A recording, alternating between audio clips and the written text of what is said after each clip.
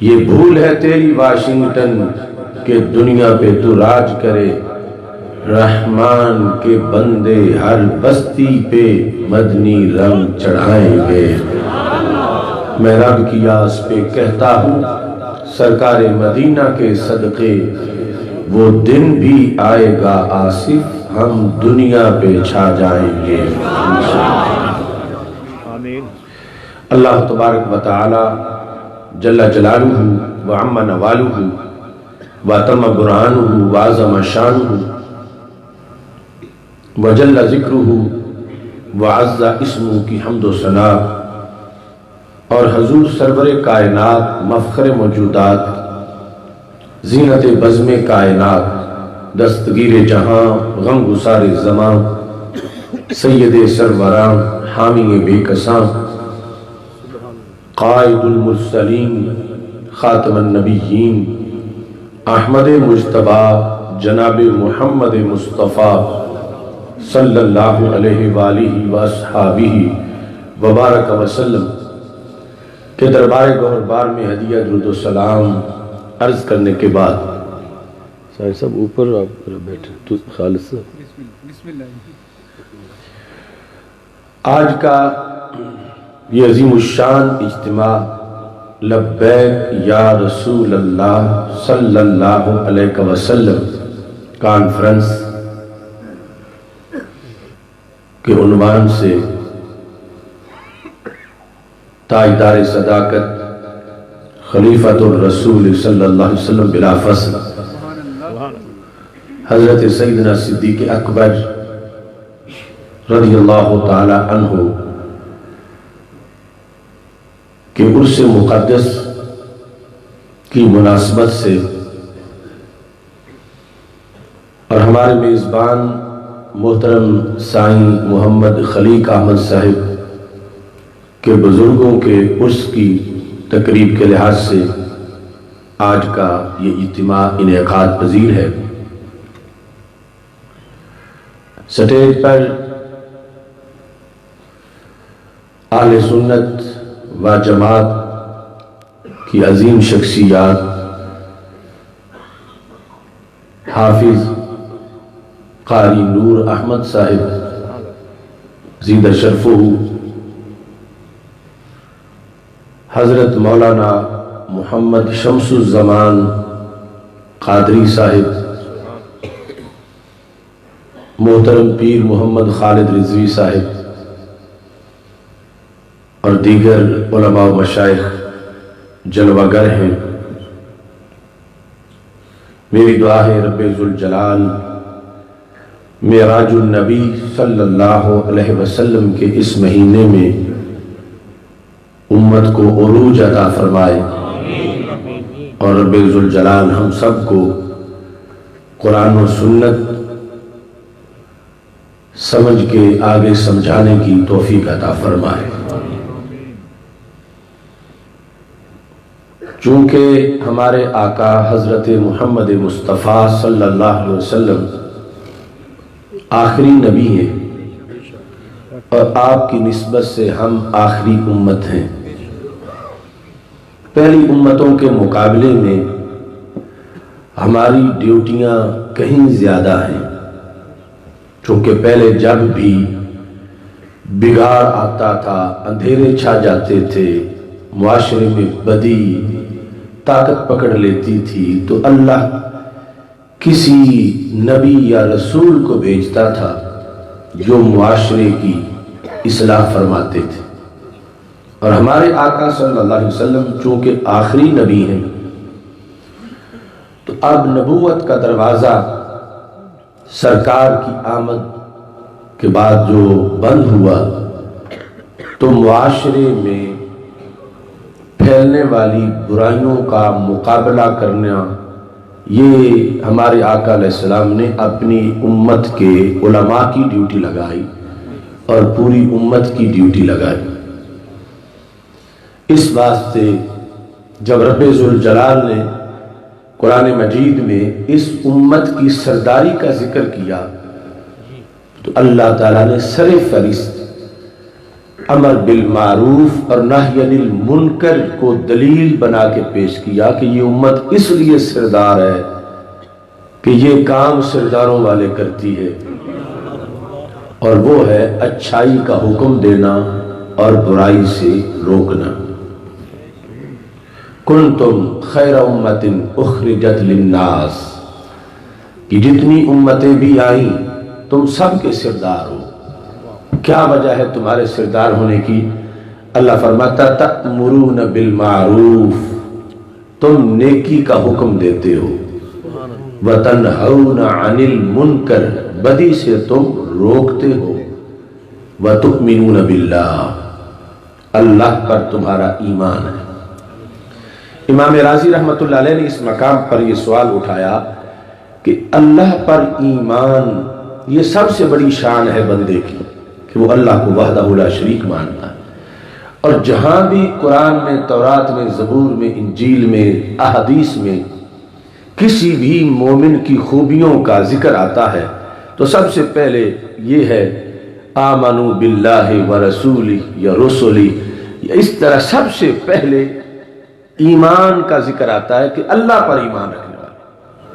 لیکن اس آیت میں تیسرے نمبر پہ ذکر ہے کنتم خیر امت اخرجت للناس، پہلے نمبر پہ کیا؟ تأمرون بالمعروف، دوسرے پہ تنہون عن المنکر، تیسرے پہ وتؤمنون باللہ۔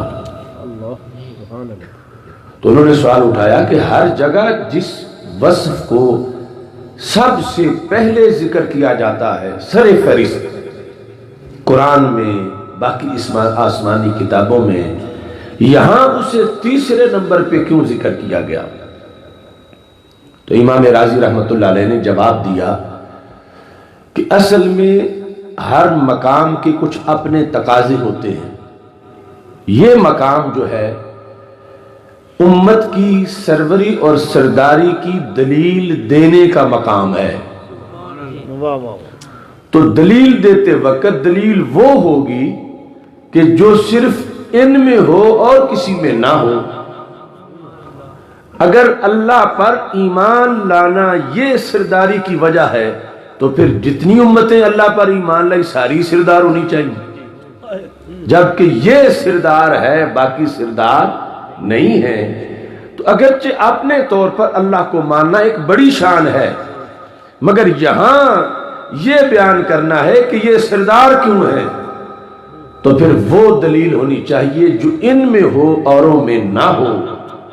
اس واسطے اللہ نے فرمایا سب سے پہلے تأمرون بالمعروف وتنہون عن المنکر، اس لیے تم سردار ہو کہ تم کبھی بدی سے اتحاد کر کے نہیں بیٹھتے، اچھائی سے بیان کرنے سے تم گونگے نہیں ہوتے، تم اچھائی کا حکم دیتے ہو اور برائی سے تم روکتے ہو، اور یہ وصف تمہارا اس میرٹ کا ہے کہ پہلی امتوں میں ایسا نہیں تھا، اگرچہ ان میں بھی خطیب تھے، وائز تھے، پریچر تھے، مبلغ تھے، مگر جس طرح اس امت میں یہ سٹرانگ وصف ہے ایسا ان میں نہیں تھا، تو رب نے پھر انہیں سردار بنایا۔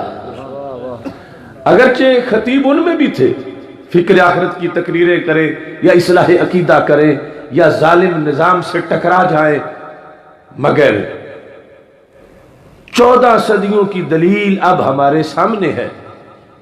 اس امت نے امر بالمعروف اور نہی عن المنکر کا حق یوں ادا کیا کہ دوسری امتیں تو اپنی کتاب بھی محفوظ نہ رکھ سکیں، اس امت نے صرف کتاب ہی نہیں اپنے حبیب علیہ السلام کا ہر خطاب بھی محفوظ رکھا ہے، کہ جب بھی کسی نے کوئی گڑبڑ کی تو یہ فوراً ڈٹ گئے کہ اس طرح نہیں ہوگا، ہم نہیں بدلنے دیں گے۔ یہ اس امت کا ہوم ورک ہے، اور اگر صرف اسی کو بیان کیا جائے تو رات گزر جائے۔ اب یہود نصارہ اپنے گھر بہت بڑے بڑے دعوے کرتے ہیں، لیکن ان سے اگر پوچھا جائے کہ یہودیوں تم بتاؤ تمہاری فقہ کہاں ہے؟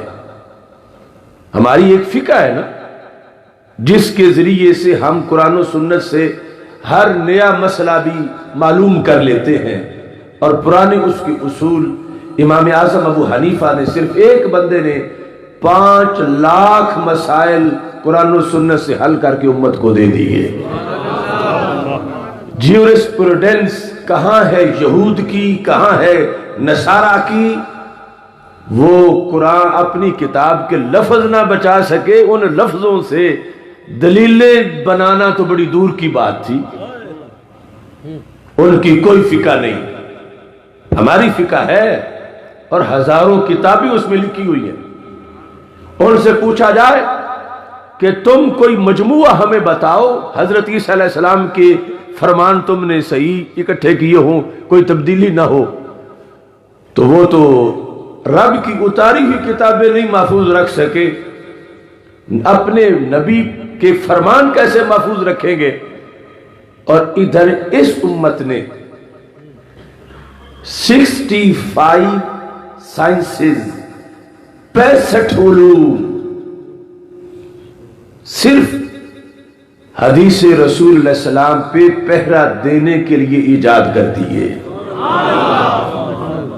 یعنی آج 15ویں صدی میں جب ہمیں شوق ہوتا ہے کہ ہم ہو بہو وہ لفظ سنیں جو ہمارے آقا علیہ السلام نے کبھی ارشاد فرمائے تھے، تو ہمارے لیے کوئی بعید نہیں، ایک نہیں، ہم ہزاروں پیش کر سکتے ہیں۔ اب یہ 15ویں صدی میں ہو بہو وہ لفظ کیسے پہنچے ہم تک کہ کوئی تھوڑا سا رد و بدل بھی نہیں ہوا؟ اس کے لیے اس ذہین امت نے 65 علوم بنائے، ان میں ہزاروں کتابیں لکھی۔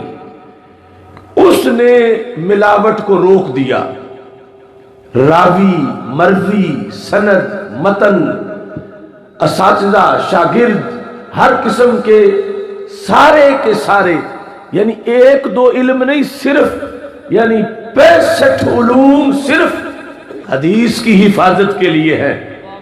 اور وہ 65 علوم آسمانوں سے نہیں اترے تھے، اس امت کی ذہانت نے تیار کیے تھے۔ ان علوم نے پہرا لگایا تو آج تک حدیث میں کوئی چوری نہیں کر سکا کہ کوئی بھی عربی لفظ لکھے اور کہا یہ بھی تمہارے نبی علیہ السلام کا فرمان ہے، نہیں دعویٰ کر سکتا۔ کیوں؟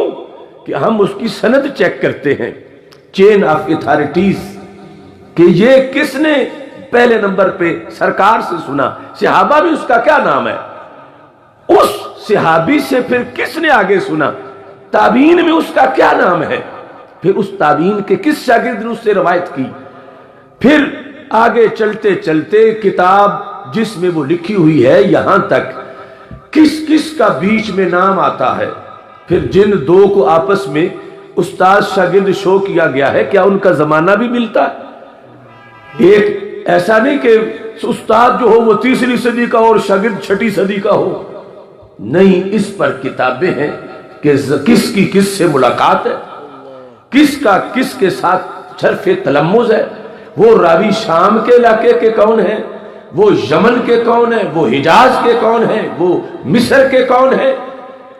اس طرح 65 علوم پہرا دے رہے ہیں۔ آج 15ویں صدی میں بھی اس پہرے میں ہو بہو وہ لفظ جو کبھی ہمارے آقا علیہ السلام کی زبان سے نکلے تھے، بغیر تبدیلی کے 2-4 نہیں، 1000 حدیثیں ہم پیش کر سکتے ہیں۔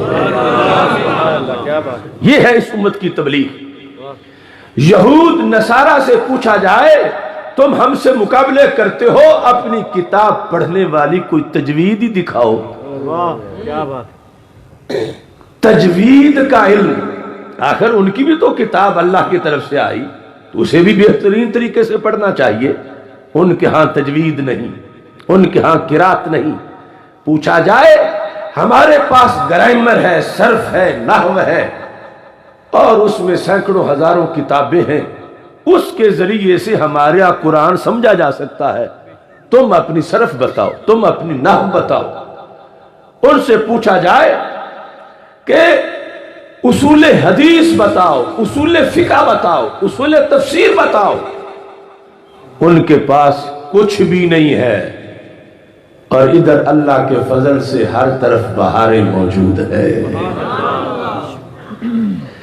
پھر یہ دیکھو امت ذہین بھی چوٹی کی ہے اور امین بھی چوٹی کی ہے، کیونکہ رب نے ازل سے یہ طے کیا تھا کہ جب نبوت کا دروازہ بند کرنا ہے اور آخری پیغام جس نے قیامت تک کام دینا ہے وہ جب پہنچانا ہے تو پھر جیسے پڑھانے والے وہ ہوں کہ جو نبیوں کے سردار ہوں، تو پڑھنے والے بھی وہ ہوں کہ ذہین بھی چوٹی کے ہوں، امین بھی چوٹی کے ہوں، کہ سمجھنے کا حق ادا کرے، اور پھر امانت دار ہوں، پھر بہادر بڑے ہوں، ڈرپوک نہ ہو، تاکہ انہیں کوئی دبا کے تبدیلی نہ کرائے۔ تو یہ اس امت کی سرداری ہے کہ صحابہ کہنے لگے اگر ہمارے یہاں کسی نے تلوار رکھی ہوئی ہو، بخاری میں ہے، اور ہمیں پتہ ہو کہ تلوار کے چلنے سے پہلے ایک فرمان تو سرکار کا میں سنا سکتا ہوں، تو کہتے ہیں میں گردن کٹنے سے پہلے سنا کے ہی رہوں گا۔ یہ دلیری اللہ نے اس امت کو دی، نہ انہیں کوئی دبا سکا، نہ جھکا سکا، اور نہ بلا سکا۔ سرکار دو عالم نور مجسم شفیع معظم صلی اللہ علیہ وسلم کے پاس صحابہ کا مجمع تھا، ہر ایک نے کان لگائے ہوئے تھے، ہر لفظ یاد کر رہے تھے۔ مسند امام احمد میں ہے، ہمارے آقا علیہ السلام نے فرمایا تسمعون ویسمع منکم ویسمع ممن یسمع منکم۔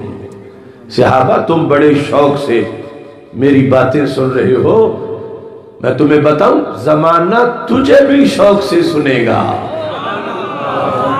کتنی تمہاری ویلیو ہوگی کہ یہ وہ بندہ ہے جس نے اللہ کے رسول علیہ السلام کے سامنے بیٹھ کے ایک حدیث پڑھی۔ تمہیں تلاش کرنے کے لیے لوگ اونٹنیوں کے کلیجے پگھلا دیں گے، ہزار میل سفر کر کے ایک ایک حدیث کے لیے پہنچیں گے۔ تسمعون، اور یہ ساری غیب کی خبریں ہیں جو ہمارے مسلک پر ہی بیان کی جا سکتی۔ تسمعون، تم غور سے سن رہے ہو، یسمع منکم، تجھ سے بھی سنا جائے گا۔ ایسا نہیں کہ تم میرے شاگرد پڑھ کے زمانے میں فارغ بیٹھے رہو، ایک ایک کے پیچھے ہزاروں لاکھوں لوگ نکلیں گے میری خوشبو حاصل کرنے کے لیے۔ پھر وَيُسْمَعُ مِمَّن يَسْمَعُ مِنْكُمْ، صحابہ جو تمہارا شاگرد ہوگا اپنے عہد میں وہ بھی ستارہ ہوگا، اس کے گرد بھی لوگ اکٹھے ہوں گے۔ اب آج مثال کے طور پر 15ویں صدی میں ہم بیٹھے ہیں، تو یہ آپ سارے جو اکٹھے ہیں، تو سرکار کی حدیث 15ویں صدی میں بھی میرا تمہارا اور کیا رشتہ ہے؟ یہود و نصارہ کوئی ایک مثال تو دیں کہ وہ رات 12 بجے تک بیٹھے ہوئے ہیں کہ ہم نے اپنے محبوب کی بات سننی ہے، وہ ہم سے مقابلے کرتے، اور ادھر ہزار جلسے ہو رہے ہیں کہ لوگ دن کو کام بھی کرتے رہے، رات اس شوق میں ہے کہ ہمارے رسول صلی اللہ علیہ وسلم نے جو بات فرمائی تھی ہم نے وہ سننی ہے، ہم نے قرآن سننا ہے، ہم نے اپنے دین کی بات سننی ہے، ہم نے ختم نبوت کا عقیدہ سننا ہے۔ تو یہ چیز ہے جو ان کے ہاں نہیں، اور وہ جلستے ہیں، جلتے ہیں اور بغض کرتے ہیں۔ اللہ کا فضل ہے کہ رب ذوالجلال نے اس امت کو ساری امتوں کا سردار بنایا ہے۔ ڈیوٹی ہماری یہ ہے، اگر صرف دین کو قبول کر لینا ہماری ڈیوٹی ہوتی تو پھر آسانی تھی کہ اپنا دین بچاؤ، بیٹھے رہو چپ کر کے، اور دین قبول کرنا ہی چونکہ پیپر ہے، آگے تو کوئی اور پیپر ہے ہی نہیں امتحان کا، دین کو ایمبریس کرنا ہے، قبول کرنا ہے، اسے محفوظ رکھ کے دنیا سے چلے جانا ہے۔ اگر صرف اتنا ہوتا تو پھر ہماری کافی ذمہ داریاں ان کی ہمیں چھٹی ہوتی، لیکن ہمارا دین جو ہے وہ صرف ہم نے قبول ہی نہیں کرنا بلکہ اسے غالب بھی کرنا ہے۔ یہ ہمارا نصاب ہے کہ یہ نہیں کہ کلمہ پڑھو اور چپ سرکار بن کے بیٹھ جاؤ، نہیں، اسے غالب بھی کرنا ہے۔ اور غالب کسی ایک مذہب پر بھی اپنا مذہب کرنا ہو تو بڑا مشکل ہے، ہمارا نصاب ہے ہر مذہب پر اس کو غالب کرنا ہے۔ هو الذی ارسل رسولہ بالہدی ودین الحق لیظہرہ علی الدین کلہ، کہ اس دین کو ہر دین پر، خواہ وہ الہامی ہو غیر الہامی ہو، چونکہ اس کے آنے سے سب کی ڈیٹ ایکسپائر ہو گئی، سب فارغ، اس کو ہر دین پر غالب کرنا ہے۔ اور اللہ تعالیٰ تو دلوں کے بھید جانتا ہے کہ جب جھوٹوں پر یہ سچا دین غالب کرنے والے نکلیں گے تو مشکلات کتنی ہوں گی۔ یعنی ایک تو وہ بندہ ہے نا کہ جس کی دشمنی صرف ایک قوم کرتی ہے، مسلمان ہونے کے لیے پہلی شرط یہ ہے کہ اس کی دشمنی سارا جہان کرے گا، کہ جن کے دین کو تم نے کہنا کہ یہ جھوٹا ہے تو وہ تمہیں دعائیں تو نہیں دیں گے، جن کے دین کو جس کے وہ دن رات کلمے پڑھتے ہیں تم نے کہنا باطل ہے، سچا مانو گے تو جنت جاؤ گے اور وہ تمہیں مدینے کی گلی سے ملے گا۔ تو اب وہ کہیں گے یہ ہمارے خلاف نفرت پھیلا رہے ہیں، یہ ہمارے خلاف تقریریں کر رہے ہیں، ان کو کیا حق ہے، ہم بھی دین والے ہیں۔ اب ہمارا نصاب ہے کہ اپنے دین کو ہر دین پر غالب کرنا۔ اب دشمنی ہر طرف سے ہونی تھی تو رب نے ساتھ فرما دیا وَلَوْ كَرِهَ الْمُشْرِكُونَ، اگرچہ مشرکوں کو مرچیں لگتی رہیں تم نے اپنا کام کرنا ہے، اس دین کو ہر دین پہ غالب کرنا ہے۔ یہ آزمائش ہے، مسلمان بن کے جینا اور مسلمان بن کے رہنا اور مسلمان ہوتے ہوئے دنیا سے جانا، یہ کوئی چھوٹا سا کام نہیں۔ شہادت گاہ الفت میں قدم رکھنا ہے، لوگ آسان سمجھتے ہیں مسلمان ہونا، اس کے لیے جب ہر ایک نے دشمنی کرنی ہے اور ہم نے اپنے دین پہ پہرا دینا ہے تو بہت کڑی شرائط ہیں، تب ہم یہ بوجھ اٹھا سکتے ہیں۔ ان میں پہلی شرط جو ہے وہ ہے عقیدے کی قوت۔ بندے کا عقیدہ اگر مضبوط ہو تو وہ اکیلا بھی 100 ایٹم بم سے بھی زیادہ پاورفل ہوتا ہے۔ اتنی بڑی ہے قوت عقیدے کی، فیتھ، یقین، کریڈ، ایمان۔ ہمارے آقا صلی اللہ علیہ وسلم کی حدیث سے میں یہ جو میں لفظ بولا ہے نا کہ ایٹم بم، چونکہ معاشرے میں بڑا ہوا ہے اس کا کہ ایٹم بم، تو میں حدیث سے یہ ثابت کرنا چاہتا ہوں کہ سینکڑوں ایٹم بم ایک مومن کے جذبے کے سامنے ہیچ ہیں، بشرطے کہ وہ مومن ایمان کا پکا ہو۔ بخاری شریف میں ہے کہ رب ذوالجلال نے جب زمین پیدا کی تو وہ کانپ رہی تھی، فرشتے پہلے تو زمین پر حیران تھے کہ اتنی بڑی مخلوق رب نے بنائی، چونکہ اب ہم تو عادی ہو گئے ہیں جتنی دیکھی ہوئی ہے، انہوں نے پہلی بار دیکھی، بڑے حیران ہوئے، پوچھا حل من خلقک شیء، اے اللہ تیری مخلوق میں کیا کوئی ایسی چیز ہے؟ یہ سوال اس وقت تھا کہ جب زمین کانپ رہی تھی، رب نے پہاڑ اس پہ رکھے تو وہ ٹھہر گئی۔ فرشتوں کو تعجب ہوا کہ ہم سمجھتے تھے کہ زمین بڑی چیز ہے، یہ تو پہاڑ اس سے بھی زبردست ہے، کہ جس نے ساری زمین کو دبوچ لیا ہے اور اب اس نے تھرتھرانا بند کر دیا ہے۔ حل من خلقک شیء اشد من الجبال، رب کیا تیری مخلوق میں کوئی ایسی شے ہے جو ان پہاڑوں سے زبردست ہو؟ بڑی عجیب مخلوق تو نے بنائی ہے کہ زمین کو انہوں نے کنٹرول کر لیا۔ یہ صحیح بخاری ہے، ہمارے آقا علیہ الصلوۃ والسلام فرماتے ہیں کہ اللہ نے فرمایا نعم، ہاں اس سے زبردست بھی مخلوق میں نے بنائی ہے۔ پوچھا کیا ہے؟ تو رب ذوالجلال نے کہا الحدید، لوہا، وہ چلتا ہے تو پہاڑ بھی کٹ جاتے ہیں۔ انہوں نے کہا حل من خلقک شیء اشد من الحدید، کیا لوہے سے کو بھی زبردست ہے تیری مخلوق؟ اللہ نے فرمایا نعم، ہاں۔ پوچھا وہ کیا؟ النار، آگ۔ آگ میں لوہا بھی پگھل جاتا ہے۔ فرشتوں کی حیرانی بڑھتی گئی کہ آگ رب کی کیا مخلوقات ہیں۔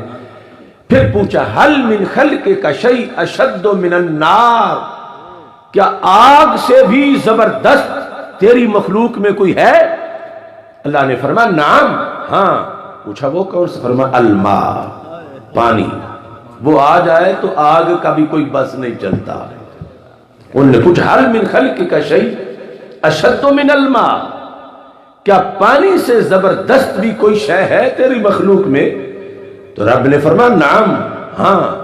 پوچھا وہ کیا؟ فرمایا الریح، ہوا، وہ پانی سے بھی زبردست ہے۔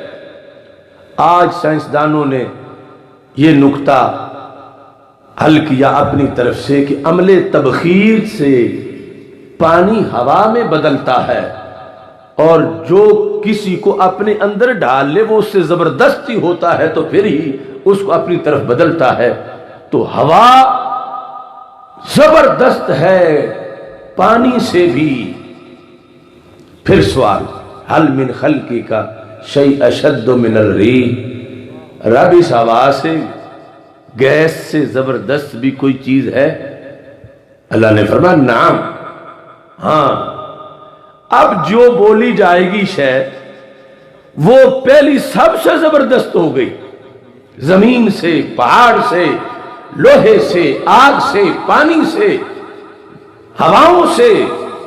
اور یاد رکھیں یہ جو کچھ سوالات ہو گئے انہی سے تو ایٹم بم بنتا ہے۔ وہ دھاتیں ہوں، وہ گیسیں ہوں، وہ آگ اور بارود ہو، وہ پانی ہو، وہ مختلف قسم کے پتھر ہوں۔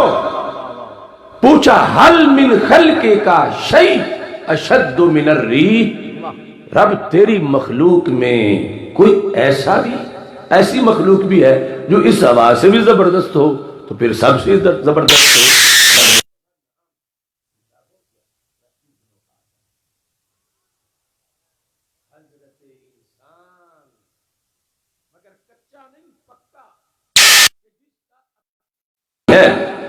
اتنا خالص تصدق بیمینہ یخفیہا من شمالہ، کہ اپنے دائیں سے خرچ کر رہا اور رب کے رستے میں بائیں کو بھی پتہ نہ چلنے دے۔ اتنا ریاکاری سے پاک اس کا دین ہو، وہ بندہ ان ساری چیزوں سے زبردست ہوتا ہے۔ کیا بات ہے! نعرہ تکبیر، اللہ اکبر، نعرہ رسالت، یا رسول اللہ، نعرہ حیدری، نعرہ غوثیہ۔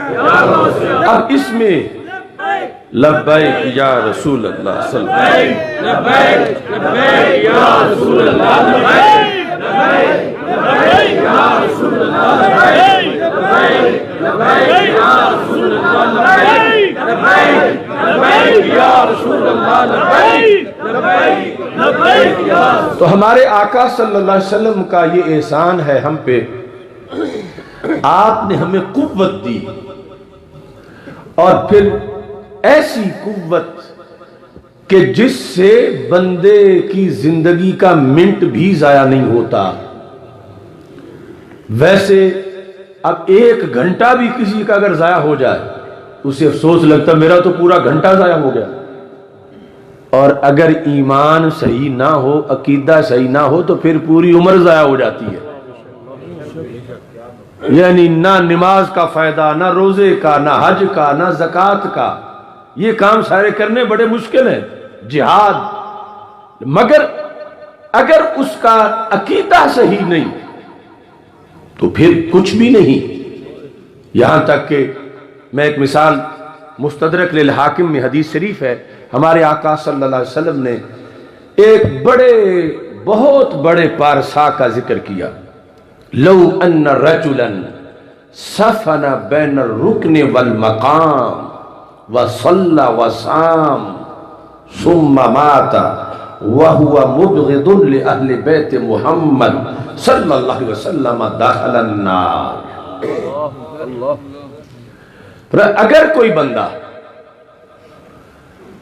عجم سے عرب میں پہنچا، عرب سے حرم میں پہنچا، حرم سے مسجد حرام میں پہنچا اور ویزا 2-4 دن یا مہینے کا نہیں تھا، ساری عمر اس نے وہاں گزاری بین الرکن والمقام، ایک طرف حجر اسود ہے اور دوسری طرف مقام ابراہیم ہے، درمیان میں اس کا مصلی ہے، 2-4 دن نہیں، وہ کعبہ جس پہ کروڑوں جلوے برستے ہیں اس کی آغوش میں جلووں میں بیٹھ کے اس نے ساری زندگی گزار دی اور فالتو ٹائم ضائع بھی نہیں کیا۔ صلی وسام، صلی وسام، رات کو ساری رات قیام میں گزر جاتی تھی اور روزانہ روزہ بھی رکھتا تھا۔ اب کیا ہوا؟ فرمایا وہ بندہ مرا تو سیدھا جہنم میں جا گرا، لٹ گیا، برباد ہو گیا۔ کیوں؟ کہ اس کا عقیدہ خراب تھا۔ اگرچہ کعبے کے دروازے کے سامنے مصلی بچھا کے بیٹھا تھا، بت پرست نہیں تھا، وہ انڈیا کا ہندو سکھ نہیں تھا، وہ یہودی نصرانی نہیں تھا، وہ تو لا الہ الا اللہ محمد الرسول اللہ صلی اللہ علیہ وسلم یہ کلمہ پڑھتا تھا۔ مگر کیا بیماری تھی؟ سرکار فرماتے ہیں وَهُوَ مُبْغِضٌ لِأَهْلِ بَيْتِ محمد صلی اللہ علیہ وسلم۔ فرمایا اس کے دل میں آل نبی کا بغض تھا، آل نبی علیہ السلام کا بغض اسے لے ڈوبا۔ نہ نماز کا فائدہ، نہ روزے کا، نہ حج کا، نہ کعبے کے سامنے بیٹھنے کا۔ تو اب اگر قیامت کے دن جا کے ہمیں اس بیماری کا پتہ چلتا تو پھر کیا فائدہ تھا پتہ چلنے کا؟ جہنم مل جاتی۔ تو سرکار نے یہ کرم کیا کہ ہمیں ایک ایک چیز گن کے بتائی کہ کیسے زندگی ضائع ہوتی ہے اور کیسے زندگی کامیاب ہوتی ہے۔ دوسری طرف مستدرک للحاکم میں یہ حدیث بھی ہے، ہمارے آقا صلی اللہ علیہ وسلم فرماتے ہیں ان اللہ اختارنی، رب نے اپنے لیے مجھے چنا، ازل سے کہ رب نے جب چنا کہ میں نے اپنا حبیب کسے بنانا ہے، سرکار فرماتا ہے رب نے اپنے لیے مجھے چنا، واختار علی اصحابہ، رب نے میرے لیے میرے یار چنے۔ اتنا بڑا مرتبہ ہے صحابہ رضی اللہ تعالیٰ عنہم کا، رب نے چنے۔ سرکار خود چنتے تو پھر بھی امتی ہو کے جو صحابہ پہ تنقید کرتا تو سرکار کی امت سے نکل جاتا کہ سرکار انہیں اپنا کہیں تم تنقید کرو، اور یہاں تو بات ہی مزید آگے ہے کہ چناؤ ہی رب ذوالجلال جو ازل سے سب کچھ جانتا ہے۔ یعنی انتخاب میں یہ چیز دیکھی جاتی ہے کہ منتخب کرنے والا کتنی بصیرت رکھتا ہے۔ تو ہم جیسے جو کہ مستقبل کا علم نہیں رکھتے، ہو سکتا ہے ہم کسی کو منتخب کریں وہ چوتھے دن ہی ناکام ہو جائے، لیکن رب تو سب کچھ جانتا ہے، اس سے تو کوئی چیز پردے میں ہے ہی نہیں۔ اسے پتا تھا کہ فلاں صحابی فلاں دن پیدا ہوں گے فلاں صدی میں، پھر وہ کلمہ پڑھیں گے، پھر اس طرح ساری زندگی میرے رسول علیہ السلام کے ساتھ دیں گے، ساتھ رہیں گے، سب کچھ سامنے تھا رب کے، تو اس نے چن لیا۔ تو آج اگر صحابہ میں سے کسی پر کوئی شخص تنقید کرتا ہے معاذ اللہ، تو وہ دوسرے لفظوں میں رب کو جہالت کے تانے دے رہا ہے کہ رب تجھے پتہ ہی کوئی نہیں تھا کہ بندہ کھوٹا تھا اور تو نے منتخب کر لیا۔ تو صحابہ پر کی ہوئی تنقید کہاں تک بات پہنچی؟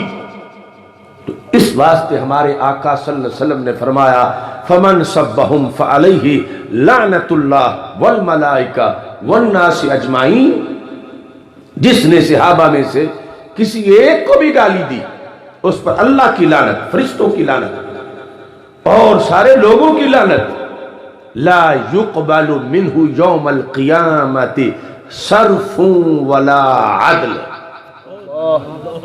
قیامت کے دن جب ایک بندہ جس نے نمازیں بڑی پڑھی تھیں، روزے بڑے رکھے تھے، جہاد کیا تھا، خیرات کی تھی، میدان محشر میں آئے گا اور لوگوں کے بورڈ لگے ہوں گے کہ فلاں کی نمازوں کا یہ ڈھیر، فلاں کے زکاتوں کا ثواب کا یہ ڈھیر، فلاں کے حج کا یہ ثواب یہ ڈھیر، یہ ڈھونڈتا پھر میرا بورڈ کہاں ہے؟ تو اللہ کی طرف سے جواب آئے گا، جو حضرت صدیق اکبر کو گالی دے اس کی نمازوں کا ثواب نہیں ملتا، جو حضرت مولا علی کے خلاف بک بک کرے اس کے روزے کا ثواب نہیں ملتا، لا یقبل منہ صرف ولا عدل، اس کا نہ فرض قبول ہوتا ہے نہ نفل قبول ہوتا ہے۔ تو کتنا نقصان ہے، ساری زندگی برباد۔ یہ کیوں ہوا؟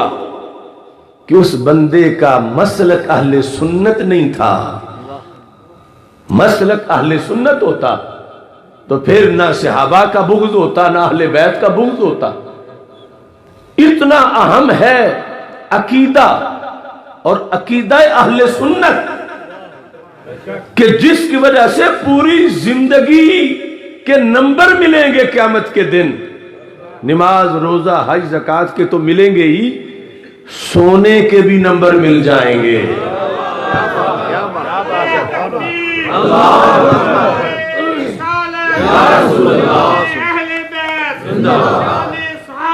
دیکھو یعنی سنی ہونا کہ آل کا بھی نوکر ہے، اصحاب کا بھی نوکر ہے، بغض نہیں کسی سے، یہ ہے سنی سینہ۔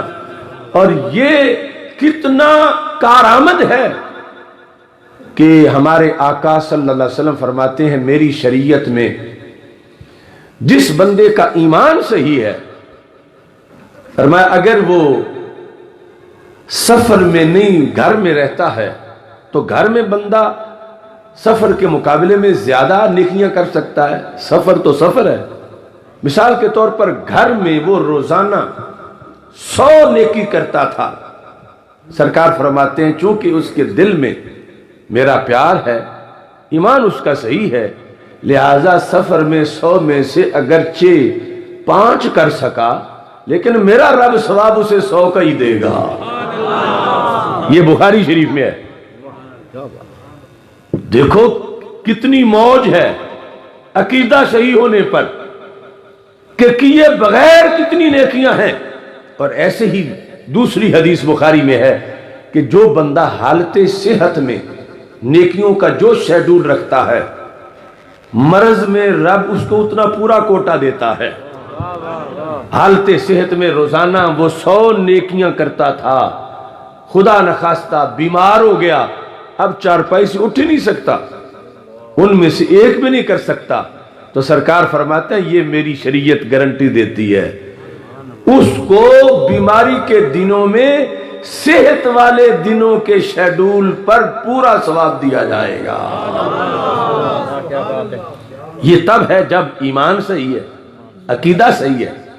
اور اگر عقیدے میں گڑبڑ ہے تو پھر بڑے سے بڑا نیک کام، 2 حدیثیں تو میں نے آپ کے سامنے ویسے بتا دی، بڑے سے بڑا نیک کام بھی ہو وہ بندے کے جہنم جانے کا باعث بنتا ہے، جنت نہیں ملتی۔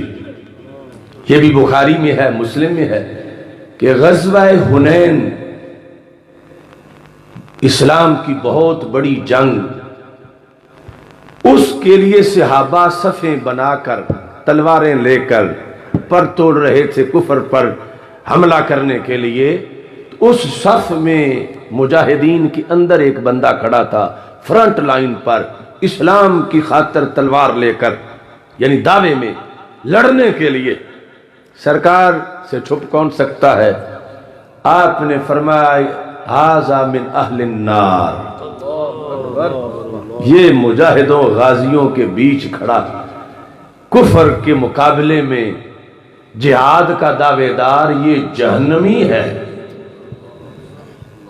صحابہ رضی اللہ تعالیٰ عنہم نے جب یہ بات سنی تو مان گئے، 100% انکار کیسے کر سکتے تھے؟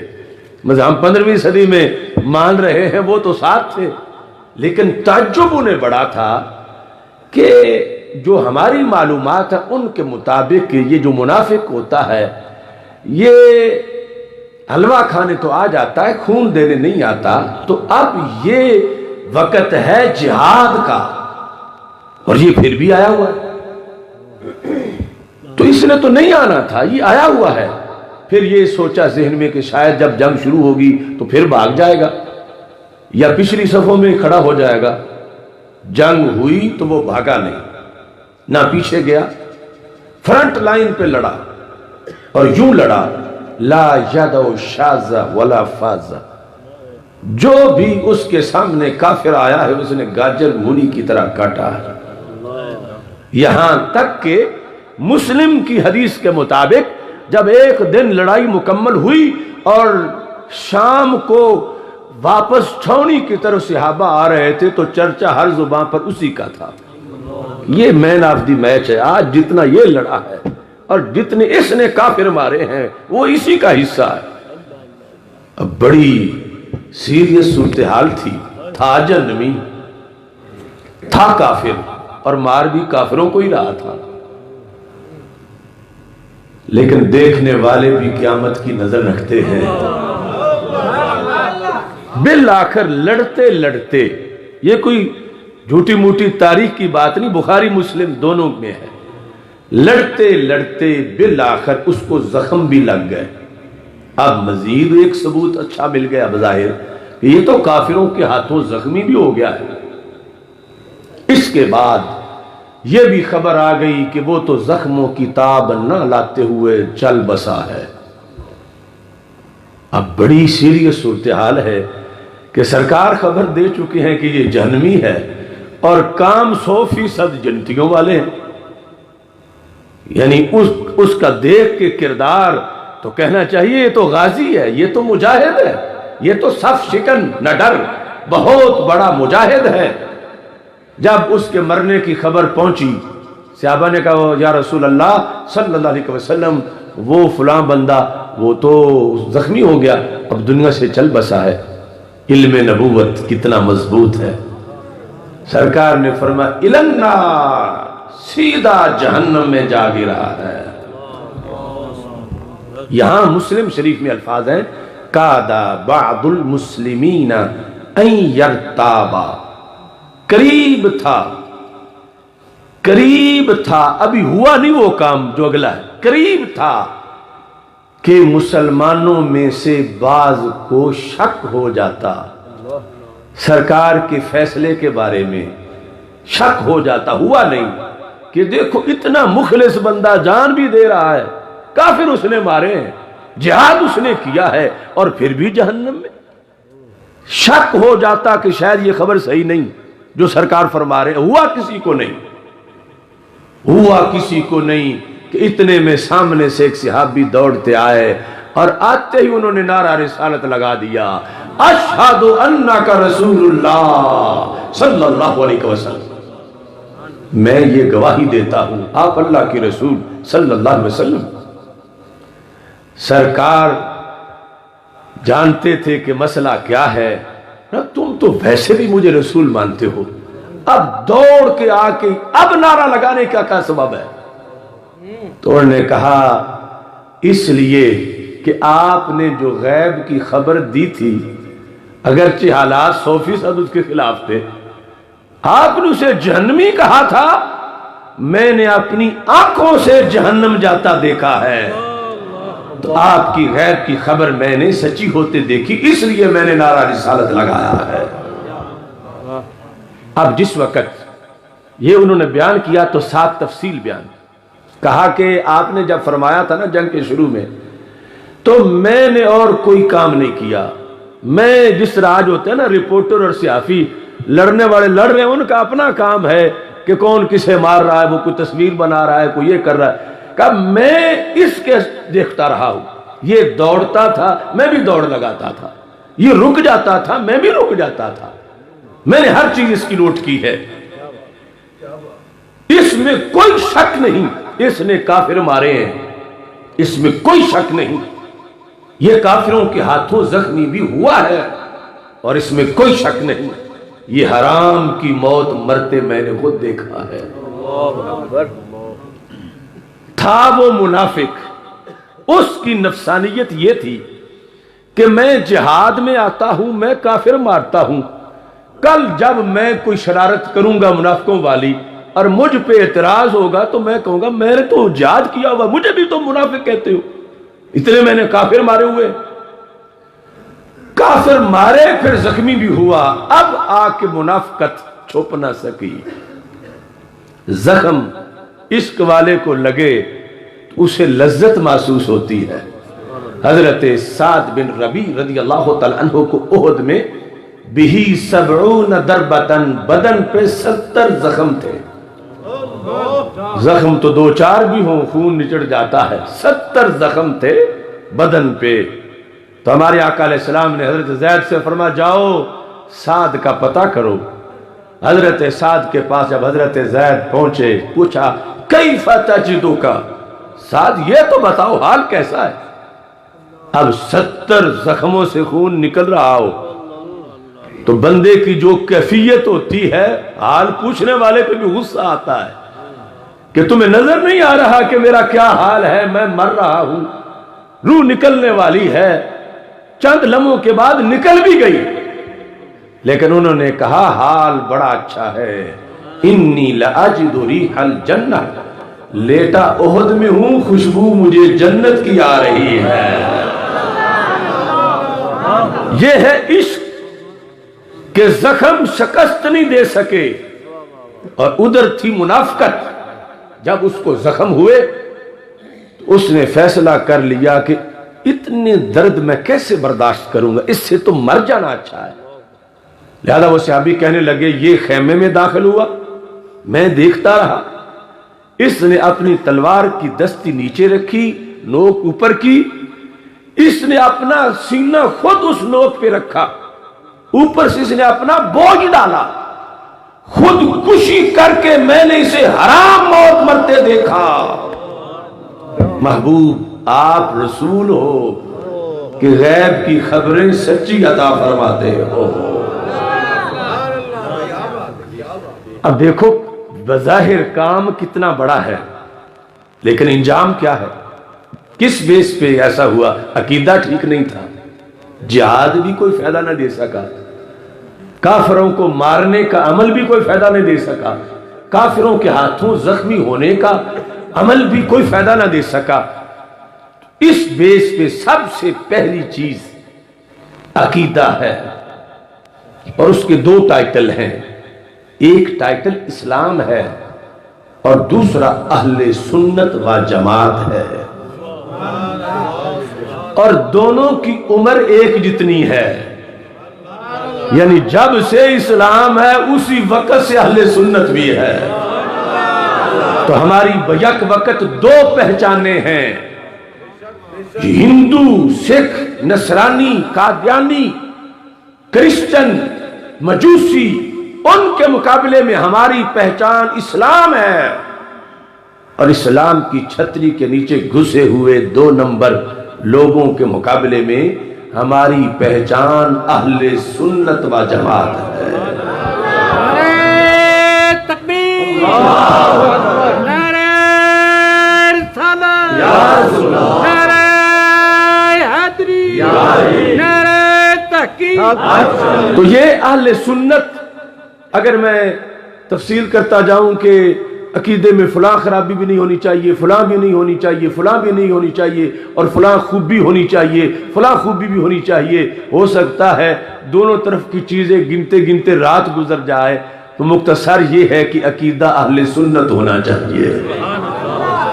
اہل سنت ہونا یہ ہے کہ عقیدے میں کوئی نہ خرابی ہے نہ کمی ہے، اور جو خوبی چاہیے ساری ہے، اور یہ لفظ کچھ لوگ سمجھتے ہیں شاید یہ جس طرح فرقے بنے ہیں ہمارے دیکھتے دیکھتے یہ شاید اہل سنت بھی اسی طرح کوئی فرقہ وارانہ نام ہے، تو یہ غلطی ہے۔ اہل سنت فرقہ وارانہ نام نہیں ہے، اہل سنت زبان رسالت سے نکلنے والا تحفہ ہے، اور اس پر ہمارے پاس سند سے دلیلیں ہیں کہ سب سے پہلے لفظ اہل سنت زبان مصطفیٰ علیہ السلام سے نکلا ہے، پھر زبان صحابہ کرام و زبان اہل بیت سے نکلا ہے، پھر تابعین تبع تابعین، اور چلتے چلتے داتا صاحب سے ہم تک امام احمد رضا بریلوی کے ذریعے پہنچا۔ الکامل کی 3 جلد میں یہ لفظ ہیں کہ جب امام حسین رضی اللہ تعالیٰ عنہ کربلا کے میدان میں خطاب کر رہے تھے تو آپ نے فرمایا اولم یبلغکم قول مصطفی من رسول اللہ صلی اللہ علیہ وسلم، اے لوگو کیا تمہیں اس مشہور حدیث کا نہیں پتا؟ لوگوں نے پوچھا کون سی؟ فرمایا وہ جو سرکار نے مجھے ان رسول اللہ صلی اللہ علیہ وسلم قال لی ولأخی، اللہ کے رسول علیہ السلام نے مجھے اور میرے بھائی جان امام حسن رضی اللہ تعالیٰ عنہ ہم دونوں کو فرمایا تھا، میں نے سرکار سے خود سنا ہے، کیا انتما سیدہ شباب اہل الجنہ وقرۃ عین اہل السنہ، کہ اے حسن و حسین تم دونوں جنتی جوانوں کے سردار ہو اور تم دونوں سنیوں کی آنکھ کی ٹھنڈک ہو۔ تو اس حدیث سے باقی جو کچھ ثابت ہوا وہ تو علیحدہ ہے، لیکن یہ تو پہلے نمبر پہ ثابت ہوا کہ سب سے پہلے یہ لفظ نکلا ہے تو زبان مصطفیٰ علیہ السلام سے نکلا ہے، اور گواہ چھوٹے نہیں، امام حسین گواہ ہیں۔ اتنا بڑا ہے سنی ہونا شرف، آج کسی کے پیر اسے کوئی لقب دیں وہ گلی گلی بتاتا پھرے، استاد لقب دیں گلی گلی بتاتا پھرے، اور جو تجھے تمہارے نبی لقب دے وہ چھپانے والا نہیں بتانے والا ہے۔ بحمد اللہ ملا حق سے عقیدہ اہل سنت کا، پڑھا ہے قدسیوں نے بھی قصیدہ اہل سنت کا، زمین ہے اہل سنت کی زمانہ اہل سنت کا، بنایا رب نے جنت میں ٹھکانہ اہل سنت کا، کسی کی ایڈ کی جانب نہیں اٹھتی نظر اپنی، خدا نے بھر دیا اتنا خزانہ اہل سنت کا، زبان مصطفیٰ سے یہ ملا ہم کو لقب واضح، عطائے مصطفیٰ ہے آب و دانہ اہل سنت کا، اٹھو منزل ملے گی تو مزے کی نیند سو لیں گے، کرو اب کام تھوڑا سا روزانہ اہل سنت کا، سنو فکر رضا میں ہی بقا ہے آج بھی اپنی، کوئی تجھ کو نہ بھٹکائے بیگانہ اہل سنت کا۔ یہ لفظ اہل سنت اگر ہمیں داتا صاحب نے دیا ہوتا تو پھر بھی ہم تو بڑی خوشی سے بیان کرتے، غوث پاک نے ہمارا نام رکھا ہوتا تو پھر بھی کتنا افضل ہوتا، لوگ تو انگریز سے اپنے نام منظور کرواتے رہے، تو ہم تو وہ ہیں کہ جن کا نام زبان رسالت سے آیا ہے۔ اس وجہ سے آج ہی نہیں پھر صحابہ میں تابعین میں اس پر پہرا دیا گیا۔ مسلم شریف کے مقدمہ میں لکھا ہوا سیاستہ میں امام ابن سیرین جو تابعین میں بہت بڑے امام ہیں، مجھے یہ سعادت حاصل ہے، میں جب عراق پڑھتا تھا تو بصرہ میں ان کی قبر شریف پہ حاضری دی۔ امام ابن سیرین ان کا قول امام مسلم نے صحیح مسلم میں لکھا کہ وہ کہتے ہیں پہلے تو جب کوئی بندہ آتا تھا نا، یعنی ان کے زمانے میں، اب تو ساتھ ہی تو صحابہ کا زمانہ ہے، کہ کہتا تھا نا جب کوئی بندہ ہمیں آ کے تابعین کے زمانے میں کہ قال رسول اللہ صلی اللہ علیہ وسلم، سرکار کی حدیث بیان کرنے کے لیے، تو ہم فوراً لکھنا شروع کر دیتے تھے، شکر ہے کوئی حدیث پڑھانے والا مل گیا۔ لیکن کہتے ہیں اب ہم پالیسی بدل لی، لما وقعت الفتنہ، جب معاشرے میں بد اعتقادی آ گئی، 15ویں صدی کی بات نہیں، تابعین کا زمانہ، صحیح مسلم کہتے ہیں جب فتنہ آ گیا معاشرے میں تو اب کوئی کہے نا قال رسول اللہ صلی اللہ علیہ وسلم تو ہم آگے سے تلاشی لیتے ہیں اس کی، ہم کہتے ہیں سمو لنا رجالکم، پہلے اپنے استاذ کا نام بتاؤ، یہ ہے سنیت، سمو لنا رجالکم، اپنے استاذ کا نام بتاؤ، دادا استاذ کا بھی بتاؤ، پر دادا استاد کا بھی بتاؤ۔ یہ حدیث تم نے کس سے سنی تھی؟ اتنے پہرے لگے شروع سے ہی، یعنی کہ جو بھی بولے عربی میں ٹھیک ہے، حدیث ہے، کس سے سنی؟ استاذ کون، پھر ان کے استاذ کون، آگے چیک کیا کرنا ہے؟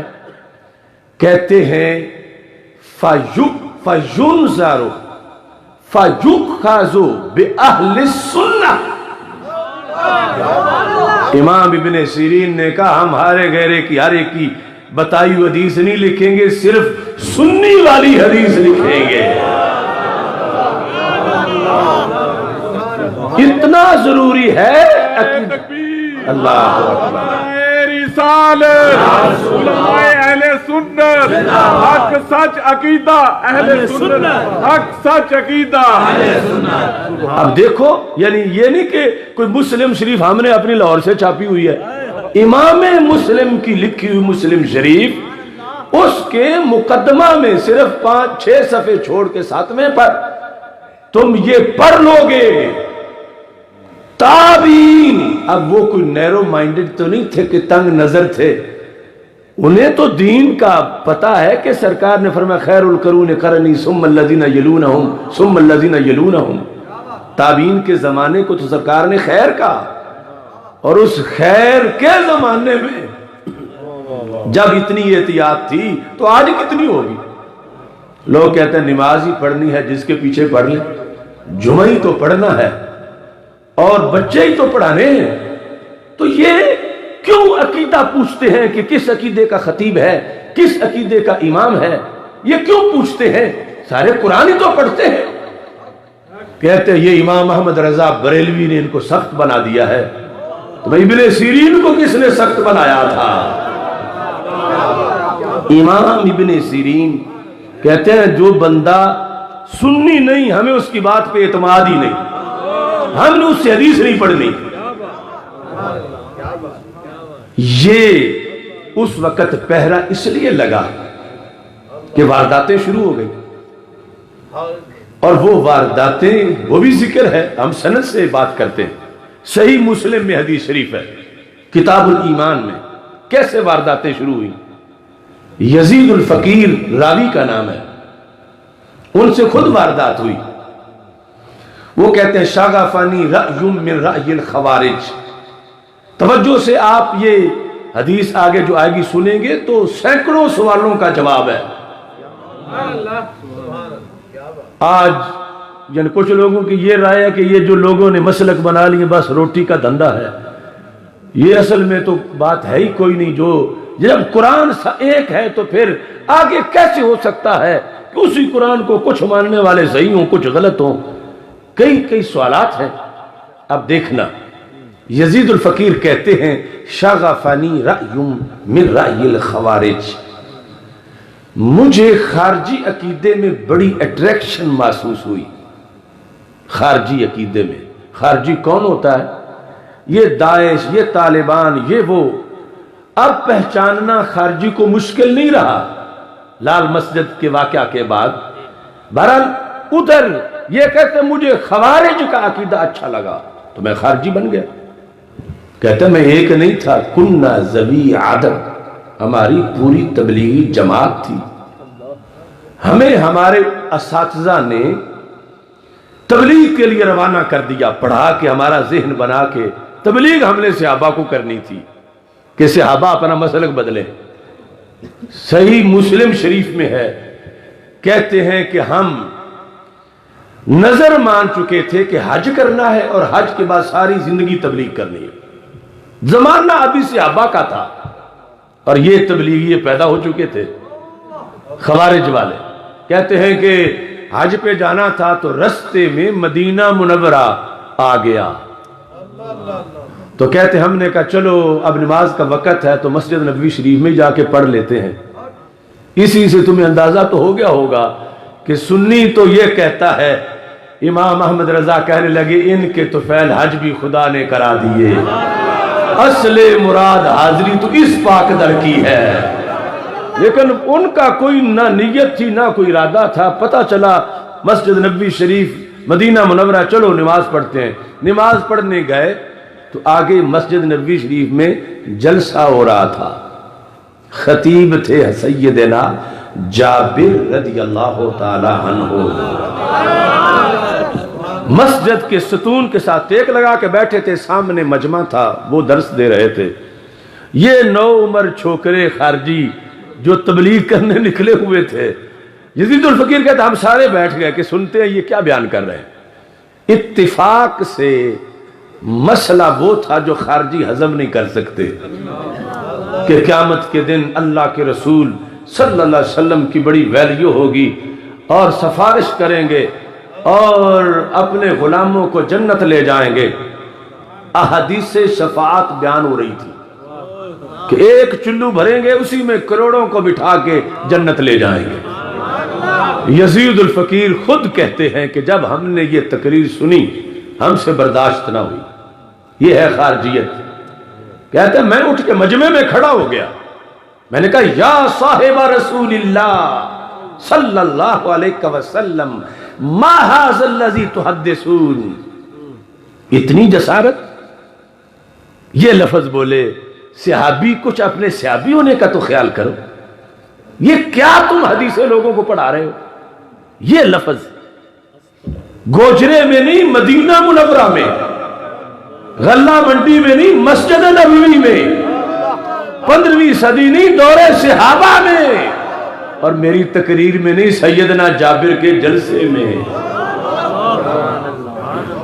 لفظ کتنے تلخ ہیں، یا صاحب رسول اللہ صلی اللہ علیہ وسلم ما ھذا الذی تحدثون، یہ کیا تم حدیثیں بیان کر رہے ہو؟ کوئی اپنے صحابی ہونے کا خیال رکھو، اتنے سخت لفظ۔ تو حضرت جابر رضی اللہ تعالیٰ نے گھبرائے نہیں، آپ نے فرمایا کیوں، کیا ہوا ہے؟ انہوں نے کہا تم تقریر ساری غلط کر رہے ہو۔ آپ نے فرمایا کہ کیسے؟ انہوں نے کہا میرے پاس قرآن سے دلیل ہے۔ تم آج کہتے ہو قرآن تو سارے پڑھتے، جو پڑھے سچے ہی ہوتا ہے۔ صحابی کے سامنے وہابی قرآن پڑھنے کے لیے کھڑا ہو گیا۔ اس وقت نام وہابی نہیں تھا، بعد بھی اسی جنس میں سے پڑھا، تو قرآن پڑھنے کھڑا ہو گیا۔ اس نے کہا تم یہ کہہ رہے ہو کہ شفاعت ہوگی اور ان لوگوں کو جہنم سے نکال کے جنت دیں گے؟ سنو قرآن کہتا ہے کلما ارادوا ان یخرجوا منها اعیدوا فیہا، اللہ فرماتا نکلنا جہنم سے تو بڑی دور کی بات ہے، جب وہ نکلنے کا ارادہ ہی کریں گے اپنی جگہ سے اٹھ کے باہر جانے کا، وہی ان کو گرا دیا جائے گا۔ تو کہا قرآن کہتا ایک بھی نہیں نکلے گا، تم تھوک کے لحاظ سے نکال رہے ہو، تم کیا حدیثیں لوگوں کو بتا رہے ہو؟ ہنگامہ کر دیا مسجد نبوی شریف میں۔ حضرت جابر پھر بھی بڑے صبر سے آپ نے کہا اتقرأ القرآن، اچھا تو قرآن پڑھ رہا ہے؟ مطلب یہ تھا صحابہ ہم ہیں، سرکار کے پاس ہم نے پڑھا، اترا ہمارے سامنے اور سمجھانے تو آیا ہے مجھے قرآن۔ اتقرأ القرآن، تو قرآن پڑھتا ہے؟ نے کہا نعم میں قرآن پڑھتا۔ اتنا زور ہے خارجیت میں حماقت کا کہ صحابی سے ٹکرانے ہوئے قرآن یعنی یہ یتیم خانے میں پلنے والوں کو پڑھائی نہیں گیا تھا کہ اس کا مقصد کیا ہے، لیکن بڑا اکڑ کے کہتا نعم میں قرآن پڑھتا ہوں۔ دوسری آیت بھی پڑھ دی۔ آپ نے فرمایا سن، هل سمعت بمقام محمد المحمود، الذی یخرج اللہ بہ من یخرج. کیا تم نے اس قرآن میں کوئی مقام محمود والی آیت بھی پڑھی ہے؟ تو کہتا ہے میں نے قرآن پڑھا ہے. تو یزید الفقیر خود چونکہ روایت کر رہے ہیں، پہلے سنی تھے، پھر خارجی بنے اور پھر سنی بنے، تو کہتے ہیں میں نے کہا ہاں مقام محمود والی آیت آتی ہے مجھے، عسیٰ ان یبعثک ربک مقاما محمودا. تو اس میں تمہارے والی بات کہاں لکھی ہوئی ہے؟ تو آپ نے فرمایا مقام محمود ہی تو وہ جگہ ہے جہاں قیامت کے دن سرور کائنات حضرت محمد مصطفیٰ صلی اللہ علیہ وسلم کھڑے ہوں گے اور وہاں سے چلو بھریں گے جہنم سے اور نکال کے جنت پہنچا دیں گے.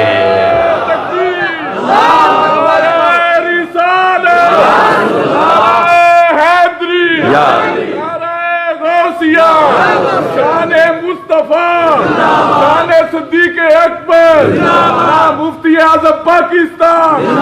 اور تھوڑی سی یعنی بات سمجھنا کہ کیسی دور صحابہ ہے تو اتنی واردات ہو رہی تھی، تو 15ویں صدی میں کیا حال ہوگا؟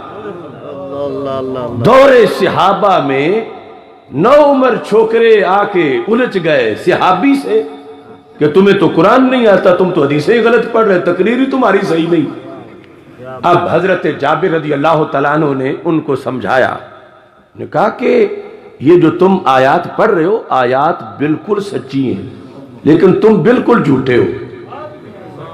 یہ پہلے پڑھو اس آیت میں جو ہے کلما ارادو، کہ وہ جب بھی ارادہ کریں گے. وہ کون؟ پیچھے کس کا ذکر آ رہا ہے؟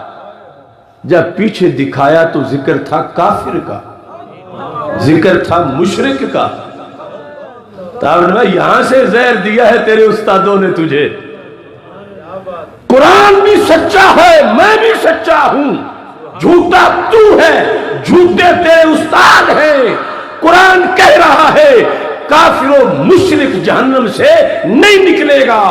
تو میں نے تو کافر و مشرک کے نکلنے کی بات نہیں کی، میں نے تو نبی کے غلاموں کے نکلنے کی بات کی ہے. دیکھو کہاں کی بات کہاں پہ لگائی جا رہی ہے.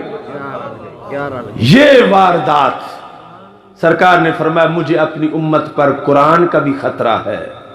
ابن کثیر میں حدیث ہے، تفسیر ابن کثیر میں صحابہ حیران ہو گئے، قرآن کا بھی خطرہ ہے، یہ تو مہیمن ہے، نگہبان ہے. سرکار نے فرمایا خطرہ یہ ہے یتعلمہ المنافقون، اس کا علم منافق بھی حاصل کر لیں گے. تو پھر کیا ہے؟ عام تو یہ ہے نا پھر قرآن پڑھ گئے تو اچھا ہی ہے نا، ہمارا قرآن پڑھ گئے. یجادلون بالمؤمنین، قرآن پڑھ کے ٹکر مسلمانوں سے ہی لیں گے،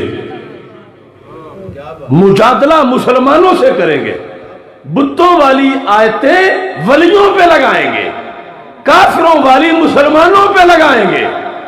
اور سرکار نے جو خبر دی تھی یزید الفقیر، تو سامنے آ گئی بات کہ وہ بات کافروں کی تھی کہ کافر نہیں نکلے گا جہنم سے، کوئی نہیں نکل سکتا، کافر نہیں نکل سکتا، مومن نکلے گا اور مومن ہمیشہ جہنم میں رہ ہی نہیں سکتا. اب یزید الفقیر کہتے ہیں ہم جتنی تبلیغی جماعت ہم نے جو عزم کیا ہوا تھا کہ تبلیغ کرنی ہے، ہمیں شیشہ نظر آ گیا کہ ہم نے تبلیغ خاک کرنی. ہمارا اپنا عقیدہ صحیح نہیں، ہم خود قرآن میں کچھ لکھا ہے، ہمیں کچھ پڑھایا گیا ہے، کہتے ہیں ہم سارے واپس گھر چلے گئے. ہمارے وہ استاد جنہوں نے ہمیں چابی دے کے چھوڑا تھا کہ تبلیغ کرنی ہے ساری زندگی، حیران رہ گئے کہ گھر بھی آ گئے ہو. تو اگلا جملہ صحیح مسلم میں لکھا ہے اب یزید الفقیر سنی بن گئے تو کہنے لگے اترون الشیخ یکذب علی رسول اللہ صلی اللہ علیہ وسلم. استادو جابر کا چمکتا چہرہ دل نہیں مانتا کہ وہ جھوٹ بولتے ہوں گے. قرآن تم نے پڑھایا، ایمان جابر نے بچایا. کہا قرآن قرآن ہے مگر سمجھنے کے لیے کچھ چہرے درکار ہیں. اور جابر کا چہرہ دیکھ کے ہمارا دل مان گیا ہے کہ وہ جو کہتے ہیں وہ برحق ہے۔ تو اس طرح اہل سنت کے ٹائٹل پر قافلہ آگے چلا۔ امام اعظم ابو حنیفہ نے اپنی کتاب الوصیہ میں شرطیں لکھی کس کی؟ سنی ہونے کی۔ اس زمانے میں بھی آج ہمیں لیتے تم تنگ نظری مسلمان ہونے کے لیول پہ بات کیا کرو، یہ اہل سنت اہل سنت اہل سنت، یہ کیوں ہر بات میں تم کرتے ہو؟ تو میں نے کہا امام اعظم ابو حنیفہ سے کھلا دماغ کس کا ہوگا؟ تو اس وقت اپنی کتاب میں مسلمان ہونے کی شرطیں لکھتے، انہوں نے سنی ہونے کی شرطیں لکھی، 12 شرطیں لکھی سنی ہونے کی، کیونکہ کلمہ پڑھ کے 2 نمبر بھی شامل ہو گئے تھے۔ اہل سنت ہونا اس کو پھر برحق ہونے کی دلیل قرار دیا گیا۔ اور شاید تم سوچ رہے ہو کہ اب تو یہ بھی 2 نمبر ٹولے نے اپنا نام رکھ لیا ہے اور وہ اہل سنت والجماعت انہوں نے رجسٹرڈ کروا لی ہے، تو ہمیں کوئی خطرہ نہیں اس سے، اب تو ویسے ہی گرل مرل ہو چکے ہیں۔ لیکن جب وہ کرائی تھی اس وقت بھی ہم نے کہا تھا کہ ہمیں تو ہمارے آقا صلی اللہ علیہ وسلم نے اپنی طرف سے سرٹیفکیٹ دیا ہے، تو میدان میں آ جائیں، اپنا سینہ چیک کرائیں۔ سرکار نے جو فرمایا، حضرت امام حسین رضی اللہ تعالیٰ نے جو کربلا میں پڑھا کہ انتما سیدا شباب اہل الجنہ وقرۃ عین اہل السنہ، تو اس میں شرطیں بھی ذکر ہو گئیں 2 کہ ہر کوئی سنی نہیں بن سکتا، ہر کوئی دعوے سے کہ کہے میں سنی ہوں میں سنی ہوں میں اہل سنت نہیں ہو سکتا۔ کیوں؟ دیر آر ڈاکومنٹس آف اہل سنت، سنی ہونے کی کچھ شرائط ہیں، ان میں سے ایک یہ ہے کہ اس کا سینہ اگر چیرا جائے تو آدھے پہ حسن لکھا ہو آدھے پہ حسین لکھا ہو۔ یہ سرکار نے نشانی بتائی نا، قرۃ عین اہل سنہ۔ ان کو سنی بننے کا شوق ہے تو میدان میں آ جائے۔ بغض اہل بیت سے بھرا ہوا سینہ سنی نہیں ہو سکتا، یہ سرکار نے فرمایا۔ اور پھر دوسرا ٹولہ عالم اسلام میں روافض اور خوارج، ان کے ٹکراؤ، ان کی جنگیں اور پیسے گئے لاکھوں مسلمان۔ دوسرا ٹولہ جو دعوے دار ہیں ہم حب اہل بیت والے ہیں، تو سرکار نے فیصلہ کر دیا قرۃ عین اہل سنہ، کہ دعویٰ تو کوئی بھی کر سکتا ہے میں محب اہل بیت ہوں، پتہ تو تب چلے گا کہ سرکار کسے محب اہل بیت قرار دے رہے ہیں۔ اللہ کے رسول علیہ السلام نے اہل سنت کو محب اہل بیت قرار دیا۔ اس عقیدے پر زندگی بسر کرتے ہوئے آگے پھر غلبہ دین یہاں سے اس کی جد و جہد ہوگی، ورنہ پہلا پیپر ہی اگر پاس نہیں کرے گا تو آگے کچھ نہیں ملے گا۔ عقیدے کا پیپر پاس کرنے کے لیے سنی ہونا مست ہے، عقیدے کا پیپر۔ آگے ہے نماز کا، آگے ہے روزے کا، حج کا، زکوٰۃ کا، وہ سارے پیپر اپنی جگہ ہیں۔ کوئی یہ نہ کہ بس میں سنی ہوں تو پھر نماز پڑھنے کی کیا ضرورت ہے، یہ جنت کی ٹکٹ ہے۔ سنی ہونا جنت کی ٹکٹ ہے، لیکن وہ عقیدے کے مسئلے میں سنی ہونے سے جنتی، یہ پیپر پاس ہو گیا، آگے نماز کا حساب ہے۔ لیکن یہ یاد رکھو جو عقیدے کے پیپر میں فیل ہو گیا، نماز دیکھی نہیں جائے گی کہ 1000 پڑھی تھی یا 10,000 پڑھی تھی، سیدھا جہنم میں۔ اور جو عقیدے کے پیپر میں پاس ہو گیا، آگے اگر کوئی کمی ہوئی تو کئی آپشن ہیں، اللہ اگر اسے ڈائریکٹ جنت لے جانا چاہے تو کوئی روک نہیں سکتا، سرکار اس کی سفارش کر دے تو پھر بھی چلا جائے گا، اگر کچھ بھی نہ ہو تو پھر بھی کلمے کی برکت بالآخر سے جہنم سے نکال کے لے جائے گی، ہمیشہ جہنم میں نہیں رہ سکے گا۔ لیکن عقیدے کے پرچے میں جو فیل ہو گیا تو وہ نکل ہی نہیں سکے گا۔ اس بنیاد پر یہ عقیدے کا جو کورس ہے مسلک اہل سنت کے مطابق، اس پہ ڈٹے رہنا اور اپنی تلاشی لیتے رہنا کہ کہیں میرے دل میں دماغ میں کوئی وسوسہ تو نہیں کہ جس کی وجہ سے چھوٹا سا حکم تھا وہ جو مسلح بچھا کے بیٹھا تھا کعبے کے دروازے کے آگے، بغض اہل بیت سے مارا گیا۔ تو یہ عقیدہ رکھتے ہوئے امام احمد بن حنبل نے بڑی عجیب بات کہی، طبقات حنابلہ میں وہ موجود ہے، اور وہ بھی اس شرط پر بیان کروں گا کہ سن کے آپ نے بدعملی کی طرف نہیں دیکھنا، پھر بھی عمل میں پکا رہنا ہے، لیکن بات وہ حقیقت ہے۔ انہوں نے فرمایا سند سے، ان سے روایت ہے طبقات حنابلہ میں اور مناقب احمد بن حنبل جو ابن جوزی کے ان میں، انہوں نے کہا قبر اہل السنت من الفساق روضۃ من ریاض الجنہ۔ امام احمد بن حنبل جیسا امام کا بندہ سنی ہو اگرچہ فاسق و فاجر ہو، قبر اہل سنت من الفساق، سنی ہو صالح بھی ہو، سنی ہو نمازی پرہیزگار بھی ہو، سنی ہو آگے غوث کتب بھی ہو، وہ تو بڑی دور کی بات ہے۔ امام احمد بن حنبل نے کہا سنی ہو آگے اگرچہ فاسق ہو، گنہگار ہو، برا ہو، کہا پھر بھی اس کی قبر جنت کے باغوں میں سے باغ ہوگی، روضۃ من ریاض الجنہ، جنت کے باغوں میں سے باغ ہوگی۔ اگلا جملہ کہتے ہیں وَقَبْرُ أَهْلِ الْبِدْعَةِ مِنَ الزُّهَادِ حُفْرَةٌ مِّنْ حُفُرِ النَّارِ۔ فرما بندہ اگر ہو غیر سنی، ہو چوٹی کا پرہیزگار، زہاد میں سے ہو، کہ اس کی قبر جہنم کے گڑھوں میں سے ایک گڑھا ہوگی۔ اس کا عابد و زاہد ہونا اسے کوئی فائدہ نہیں دے سکے گا۔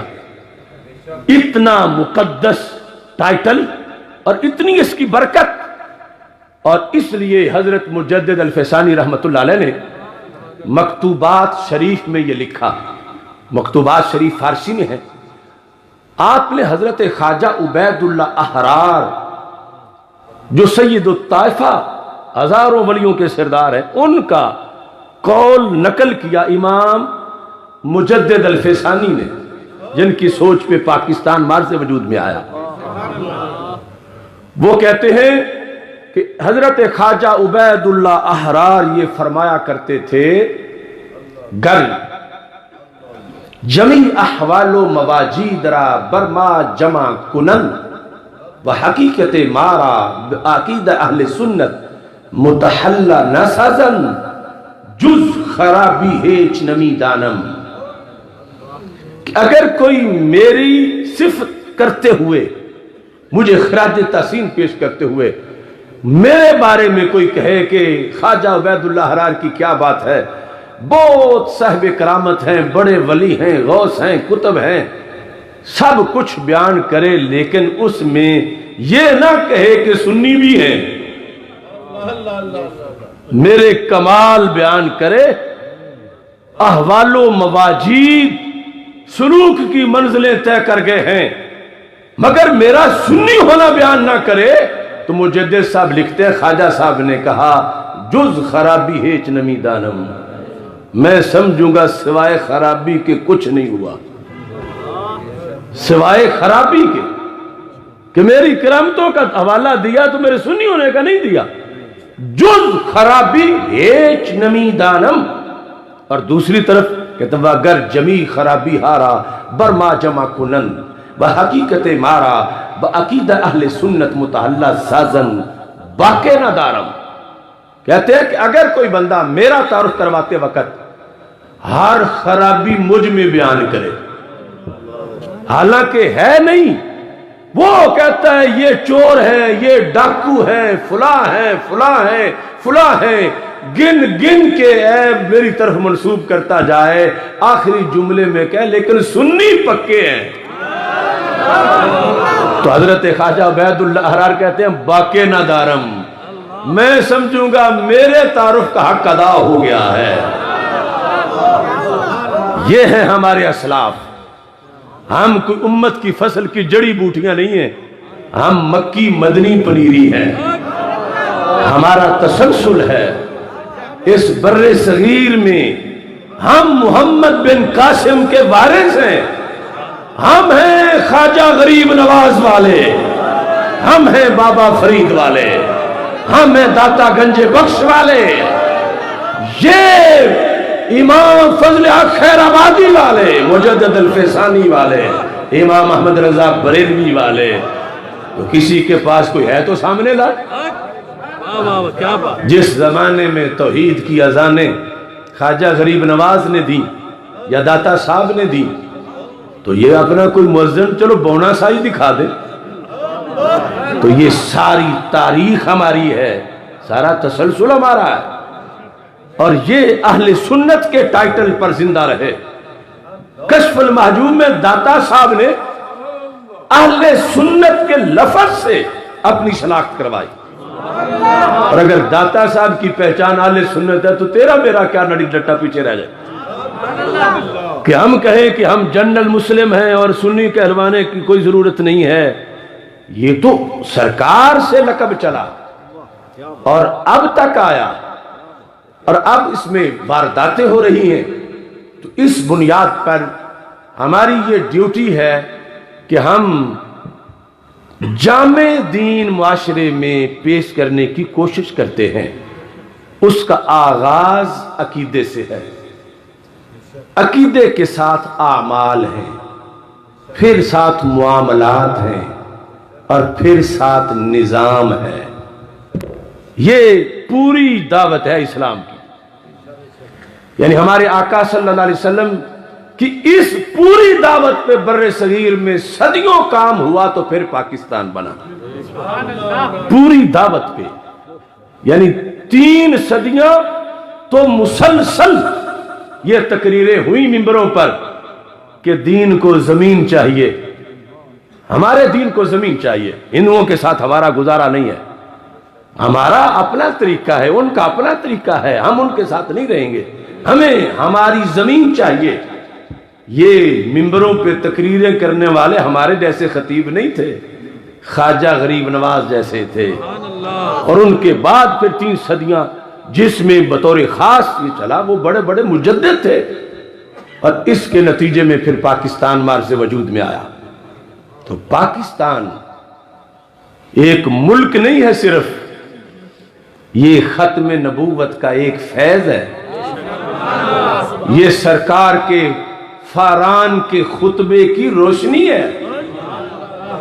جس نظریے پہ مدینہ منورہ میں سٹیٹ بنی تھی، اسی پہ اگر دنیا میں اس کے بعد کوئی بنا ہے تو وہ پاکستان بنا ہے۔ یعنی کہیں ہے گوروں کا ملک، کہیں کالوں کا، کہیں فلاں بولی والوں کا، کہیں فلاں نسل والوں کا، لیکن پاکستان ہے کلمے والوں کا۔ یہ ہے پاکستان کی شان، اس پر ہے ہمارا ایمان، جس کی وجہ سے ہم منبر پہ قرآن پاکستان کا نام لیتے وقت ہمیں ہچکچاہٹ نہیں، اس لیے کہ ہم پاکستان کا نام ہوم لینڈ، مدر لینڈ سمجھ کے نہیں لیتے، ہم پاکستان کا نام مدینہ منورہ کی تجلی کی وجہ سے لیتے ہیں۔ اور کوئی ملک ہے ہی نہیں ایسا کہ جو اس نظریے پہ بنا ہو، اور یہ جو ہماری پہچان ہے، یہی اصل میں دفاع پاکستان ہے۔ ٹیکنالوجی، عسکری قوت، پیشہ ورانہ مہارت، سب کچھ ٹھیک ہے، اور ہماری فوج اللہ کے فضل سے بہترین افواج میں سے ہے، لیکن اس فوج کی سب سے بڑی قوت یہ ہے کہ یہ اس ملک کی ہے جو بنا ہی کلمے کے نام پہ ہے۔ یہ بات 11 مارچ کو اسرائیل میں یہود نے آرٹیکل میں شائع کر دی، جب یہ انڈیا کے گرد مارے گئے ہمارے شاہینوں کے ہاتھوں، تو اسرائیل میں بھی صف ماتم تھی کہ ہمارا وہ میزائل تو نشانہ بھولتے ہی نہیں تھا جسے وہاں مل ہی نہیں رہا تھا۔ تو ہوا کیا ہے؟ انہوں نے باقاعدہ لکھا جس کا خلاصہ یہ ہے، انہوں نے کہا عام ملکوں سے لڑنا آسان ہے، پاکستان سے لڑنا مشکل ہے، اور کہا کہ کبھی بھی پاکستان کو کوئی فتح نہیں کر سکتا۔ یہ اگر تم 11 مارچ کا نوائے وقت پڑھو تو اس کے بیک پر یہ وہاں کی خبر اسرائیل کی طرف سے لکھی ہوئی ہے، کیوں نہیں پاکستان کو کوئی فتح کر سکتا؟ انہوں نے کہا اس کے نظریے میں مذہب ہے کہ عام جب ملکوں کے ساتھ لڑائی ہوتی ہے تو اس وقت کس بنیاد پہ لوگ اٹھ کھڑے ہوتے ہیں کہ ہماری بولی نہ ہار جائے، ہمارا رنگ نہ ہار جائے، ہمارا جغرافیہ نہ ہار جائے، ہمارا علاقہ نہ ہار جائے۔ اس نے کہا پاکستان کا ہر بندہ اٹھ کے لڑے گا کہ میرا دین نہ ہار جائے۔ یہودی سمجھ گئے، لیکن ان کے دوستوں کو ابھی تک سمجھ نہیں آ رہی۔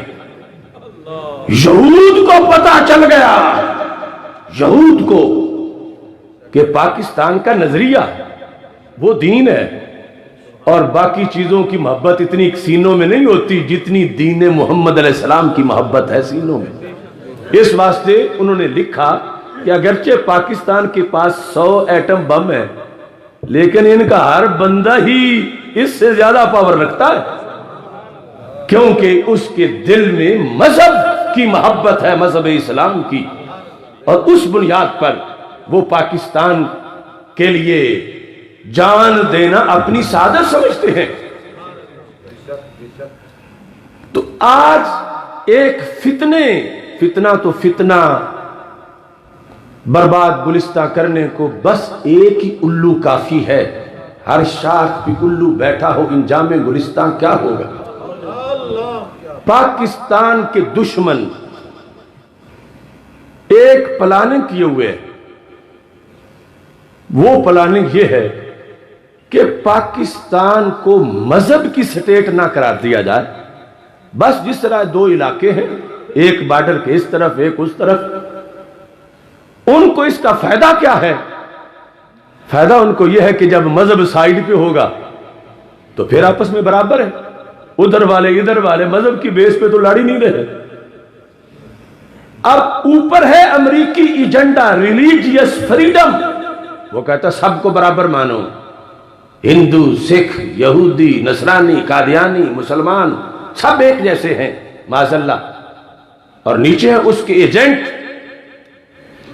اور انڈیا کو فائدہ یہ ہے کہ یہ مذہبی جو ہے نا اس میں رنگ یہ کبھی نہ ہو تو پھر موج ہے، یعنی جیسے بلا تمثیل ایک پہلوان بھاری ہے دوسرے پہ، اور جو کمزور ہے وہ کہتا ہے اس پہ کچھ پابندیاں لگاؤ، ایک تو اس نے میرا دایاں ہاتھ نہیں پکڑنا، دوسرا اس نے یہ نہیں کرنا، تیسرا اس نے یہ نہیں کرنا، یا اس کا ایک ہاتھ باندھ دو مجھے سے لڑا لو۔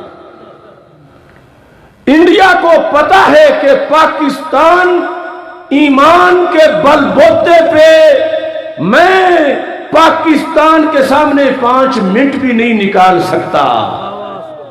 اس نے امریکہ کو کہا کہ ان کو کچھ سمجھاؤ، یہ وہ پنجابی میں لڑکے کھیلتے ہیں نا کہ کھیل کا نام ہے کہ بیٹھے بیٹھے کی کھیل، کھڑے کھڑے کی کھیل، وہ جب پھر خلاف ورزی ہوتی ہے تو وہ کہتے ہیں ہم یہ نہیں اس طرح نہیں کھیلے، یہ ہمارا ماٹو یہ تھا، تو تم اس کی خلاف ورزی کر رہے۔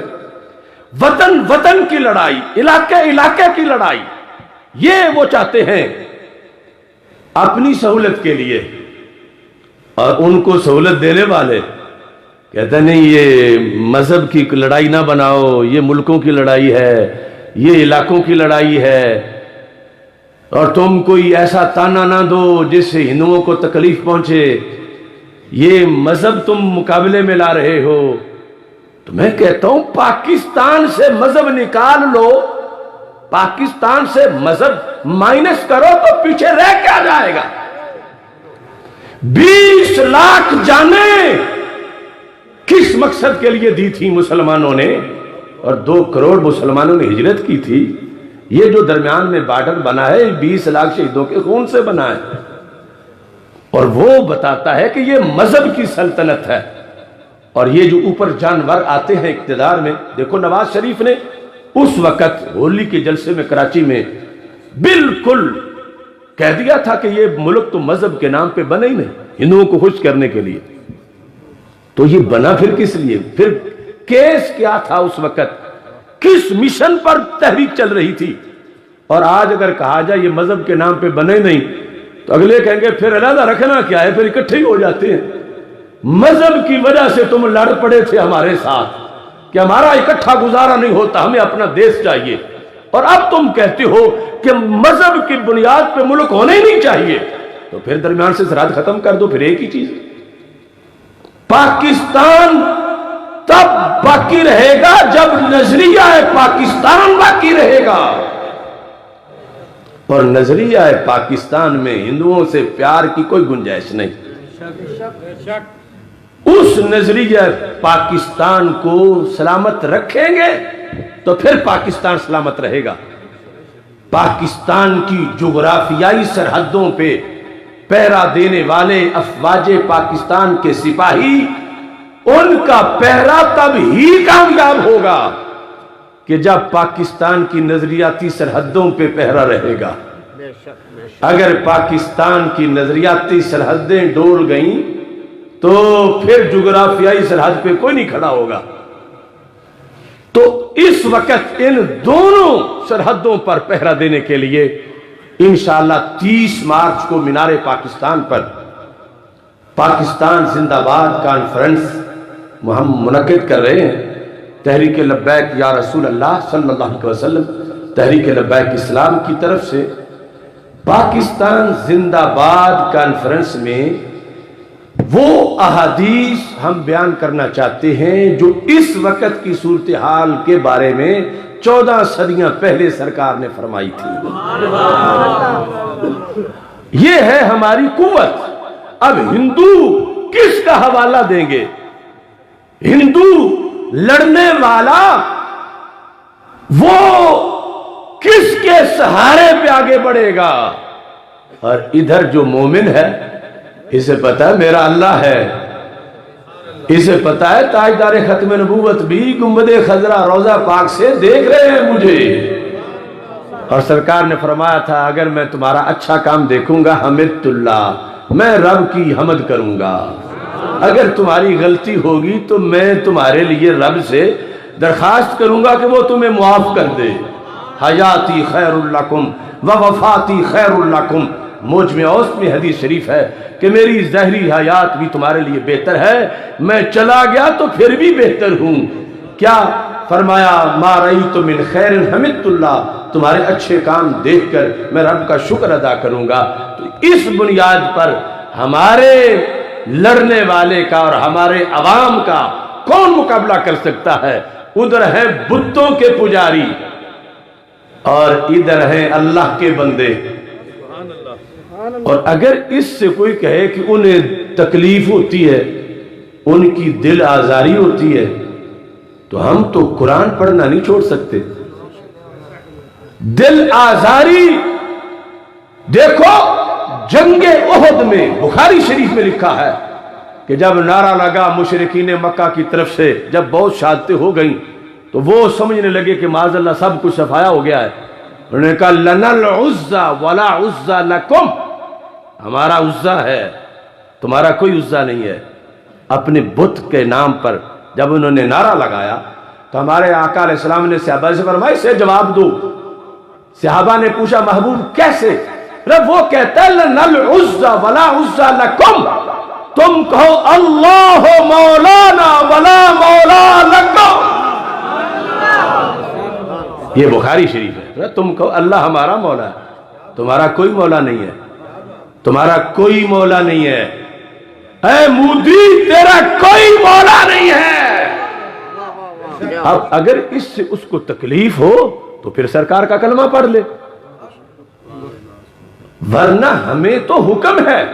اور یہ بھی ذہن میں رکھیں، یہ لبرل ٹولہ اور یہ ان پڑھ لوگ جو سیٹوں پہ، وزارتوں پہ، حکومتوں میں آ جاتے ہیں، روزانہ کوئی نہ کوئی انہوں نے اپنے ایک ایک بیان کے اندر کتنے کتنے مسائل بنا دیتے ہیں۔ ان کا یہ خیال ہے کہ جب میں یہ تقریر کر رہا ہوں کہ اللہ صرف ہمارا مولا ہے، کافروں کا کوئی مولا نہیں ہے، تو یہ کہیں گے دیکھو ان کی تنگ نظری، اب وہ سارے جہانوں کا پروردگار ہے اور یہ کہہ رہے صرف مسلمانوں کا مولا ہے۔ انہوں نے دیواریں کھڑی کی ہوئی ہیں۔ کیا یہ بات سمجھ آ رہی ہے آپ کو؟ تو میں نے دیواریں کھڑی نہیں کی، یہ تو سرکار نے فرمایا نا، اللہ مولانا ولا مولا لکم، تمہارا کوئی مولا نہیں ہے۔ اور اگر اس سے آگے پھر قرآن پڑھو تو رب خود فرماتا ہے سورہ محمد صلی اللہ علیہ وسلم میں، ذَلِكَ بِأَنَّ اللَّهَ مَوْلَى الَّذِينَ آمَنُوا وَأَنَّ الْكَافِرِينَ لَا مَوْلَى لَهُمْ۔ یہ قرآن ہے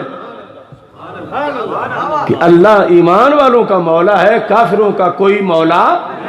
سارے بولو کافروں کا کوئی مولا، کافروں کا کوئی مولا۔ اللہ رب سارے جہانوں کا ہے لیکن مولا صرف مسلمانوں کا ہے۔ رب سارے جہانوں کا ہے، رب العالمین، رب سارے جہانوں کا ہے۔ اسی نے تو پیدا کیے سارے، وہی تو روز کھانے کو دیتا ہے، بت تو کسی ایک کو بھی نہیں کھلا سکتے۔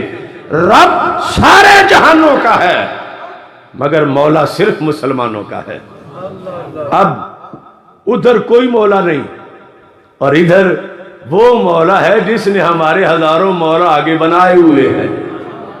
ادھر کوئی مولا نہیں اور ادھر ان اللہ ہوا مولاہ و جبریل و صالح المومنین۔ اللہ کہتا ہے میں بھی مولا، او مومنوں میرے نبی بھی تمہارے مولا، جبریل بھی مولا۔ سرکار کہ من کنت مولا فہذا علی مولا۔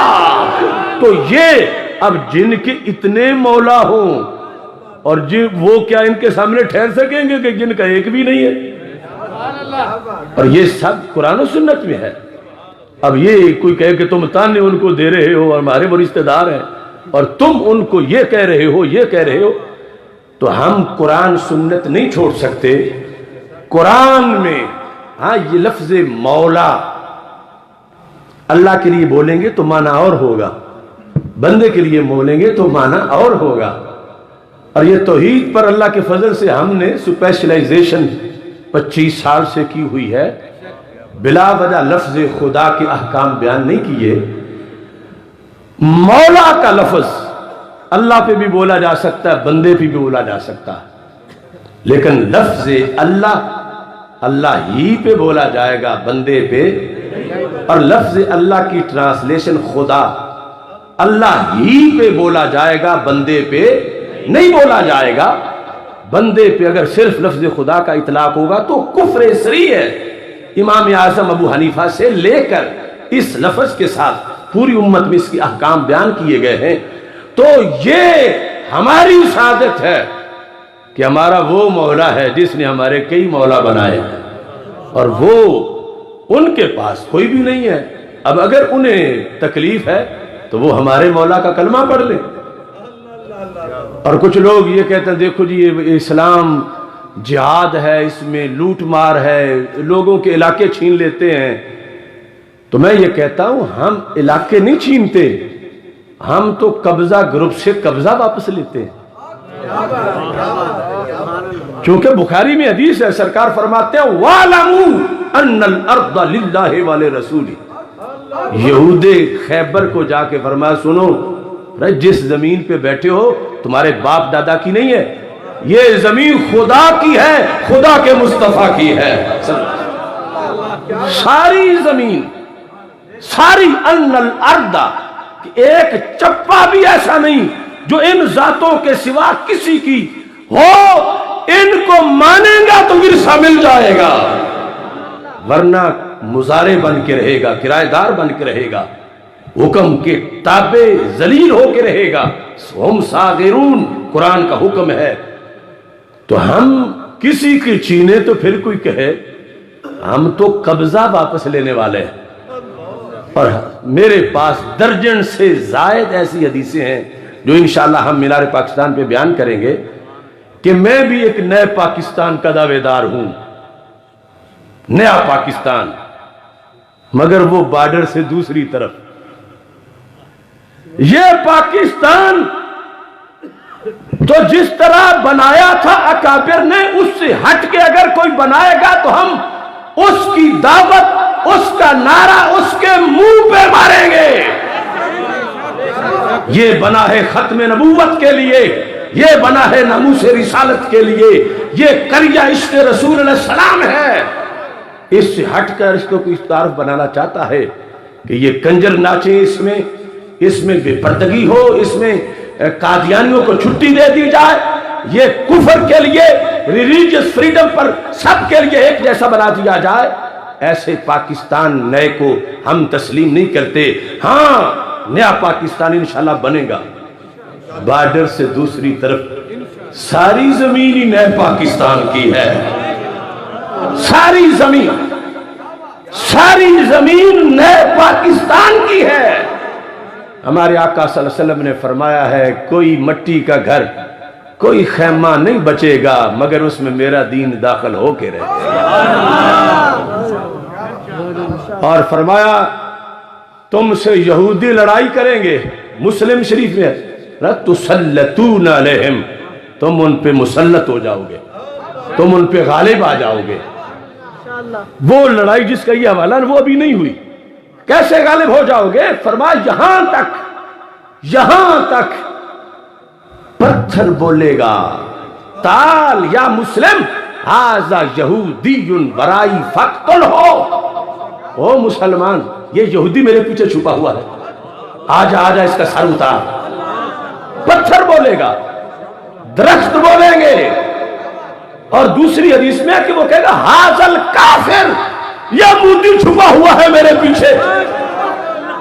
تو جس قوم کے لیے پتھر بھی جاسوسی کا کام کریں اور درخت بھی سپاہی بن جائیں، ان کا رستہ پھر کون روک سکتا ہے؟ لیکن اقبال کہتا ہے نا، فضائے بدر پیدا کر فرشتے تیری نصرت کو اتر سکتے ہیں گردوں سے، کتار اندر کتار اب بھی۔ پتھر بولیں گے کیا کہ یہ یہودی چھپا ہوا ہے، تب بولیں گے کہ جب تم نے در و دیوار کو بھی پڑھا دیا کہ ہمیں ان سے بڑی نفرت ہے، اور اگر تم کہو کہ یہودی ہمارا جگری یار ہے تو پتھر کو پھر بولنے کی کیا ضرورت ہے؟ پتھر نے تب بولنا ہے جب تم نے وہ کام پتھروں سے پہلے کرنا ہے۔ اور بات سوچنے کی ہے، ادھر پتھر بھی یہ عقیدہ رکھیں تو یہ پتھروں سے بھی بدتر ہے۔ پھر لوگ کہتے ہیں فلاں تو سنگ دل ہے، تو اس مسئلے میں انہیں تو سنگ کہنا بھی سنگ کی توہین ہے۔ یہاں تو سنگ بھی وہ سنگ ہے جس کا دین نبی کے ساتھ سنگ ہے۔ پتھر بولے گا، درخت بولے گا، اور سرکار دو عالم صلی اللہ علیہ وسلم نے تو یہاں تک فرما دیا، آج وائٹ ہاؤس نام پڑا ہے نا، وائٹ ہاؤس کو جانتے ہو نا؟ وائٹ ہاؤس سازشوں کا مرکز امریکہ، اس کا وائٹ ہاؤس، اس کا ترجمہ البیت الابید، سفید گھر۔ دیکھو سرکار کا علم، ہمارے آقا صلی اللہ علیہ وسلم نے فرمایا انکم تفتتحون البیت الابید، اب وہ وقت آئے گا کہ بیت الابید کا دروازہ تم ہی کھولو گے۔ تو جس قوم کی رسول علیہ السلام نے اتنا کچھ بتایا ہو تو یہ تو ہماری ڈیوٹی ہے نا کہ سرکار بتا کے گئے ہیں تو ہم پڑھیں، اس کے مطابق رہیں۔ اب ان کے پاس تو شے کوئی نہیں، بتوں کے پجاریوں کے پاس وہ پابندیاں لگاتے نہیں، ان کی تقریروں پہ بھی پابندیاں لگاؤ، یہ کیوں بولتے ہیں، یہ دین کیوں بیچ میں لاتے ہیں، دین ہٹا کے ویسے وطن کھیلیں آپس میں، وطن کی لڑائی، علاقہ علاقہ لڑیں۔ ہم کہتے ہیں یہ بنا ہی مذہب پر ہے تو مذہب کی نقطے پر قائم رہے گا۔ اس بنیاد پر میں آپ حضرات کو دعوت دے رہا ہوں، اور یہاں پر ہمارے سائیں صاحب، قاری نور احمد صاحب، دیگر احباب موجود ہیں، ان کی قیادت میں آپ تشریف لائیں. اب میرے ساتھ مل کر برکت کے حصول کے لیے حلف کے لیے نعرہ لگائیں. کھڑے ہو کے نعرہ تکبیر. اللہ اکبر.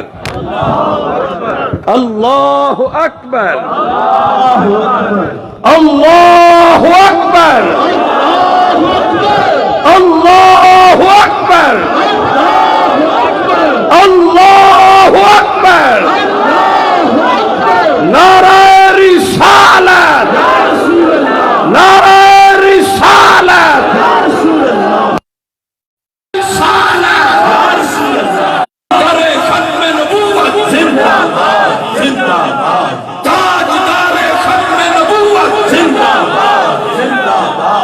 تھکے نہیں ہیں یا نبی, ہم بکے نہیں ہیں یا نبی, ہم رکے نہیں ہیں یا نبی, ہم جھکے نہیں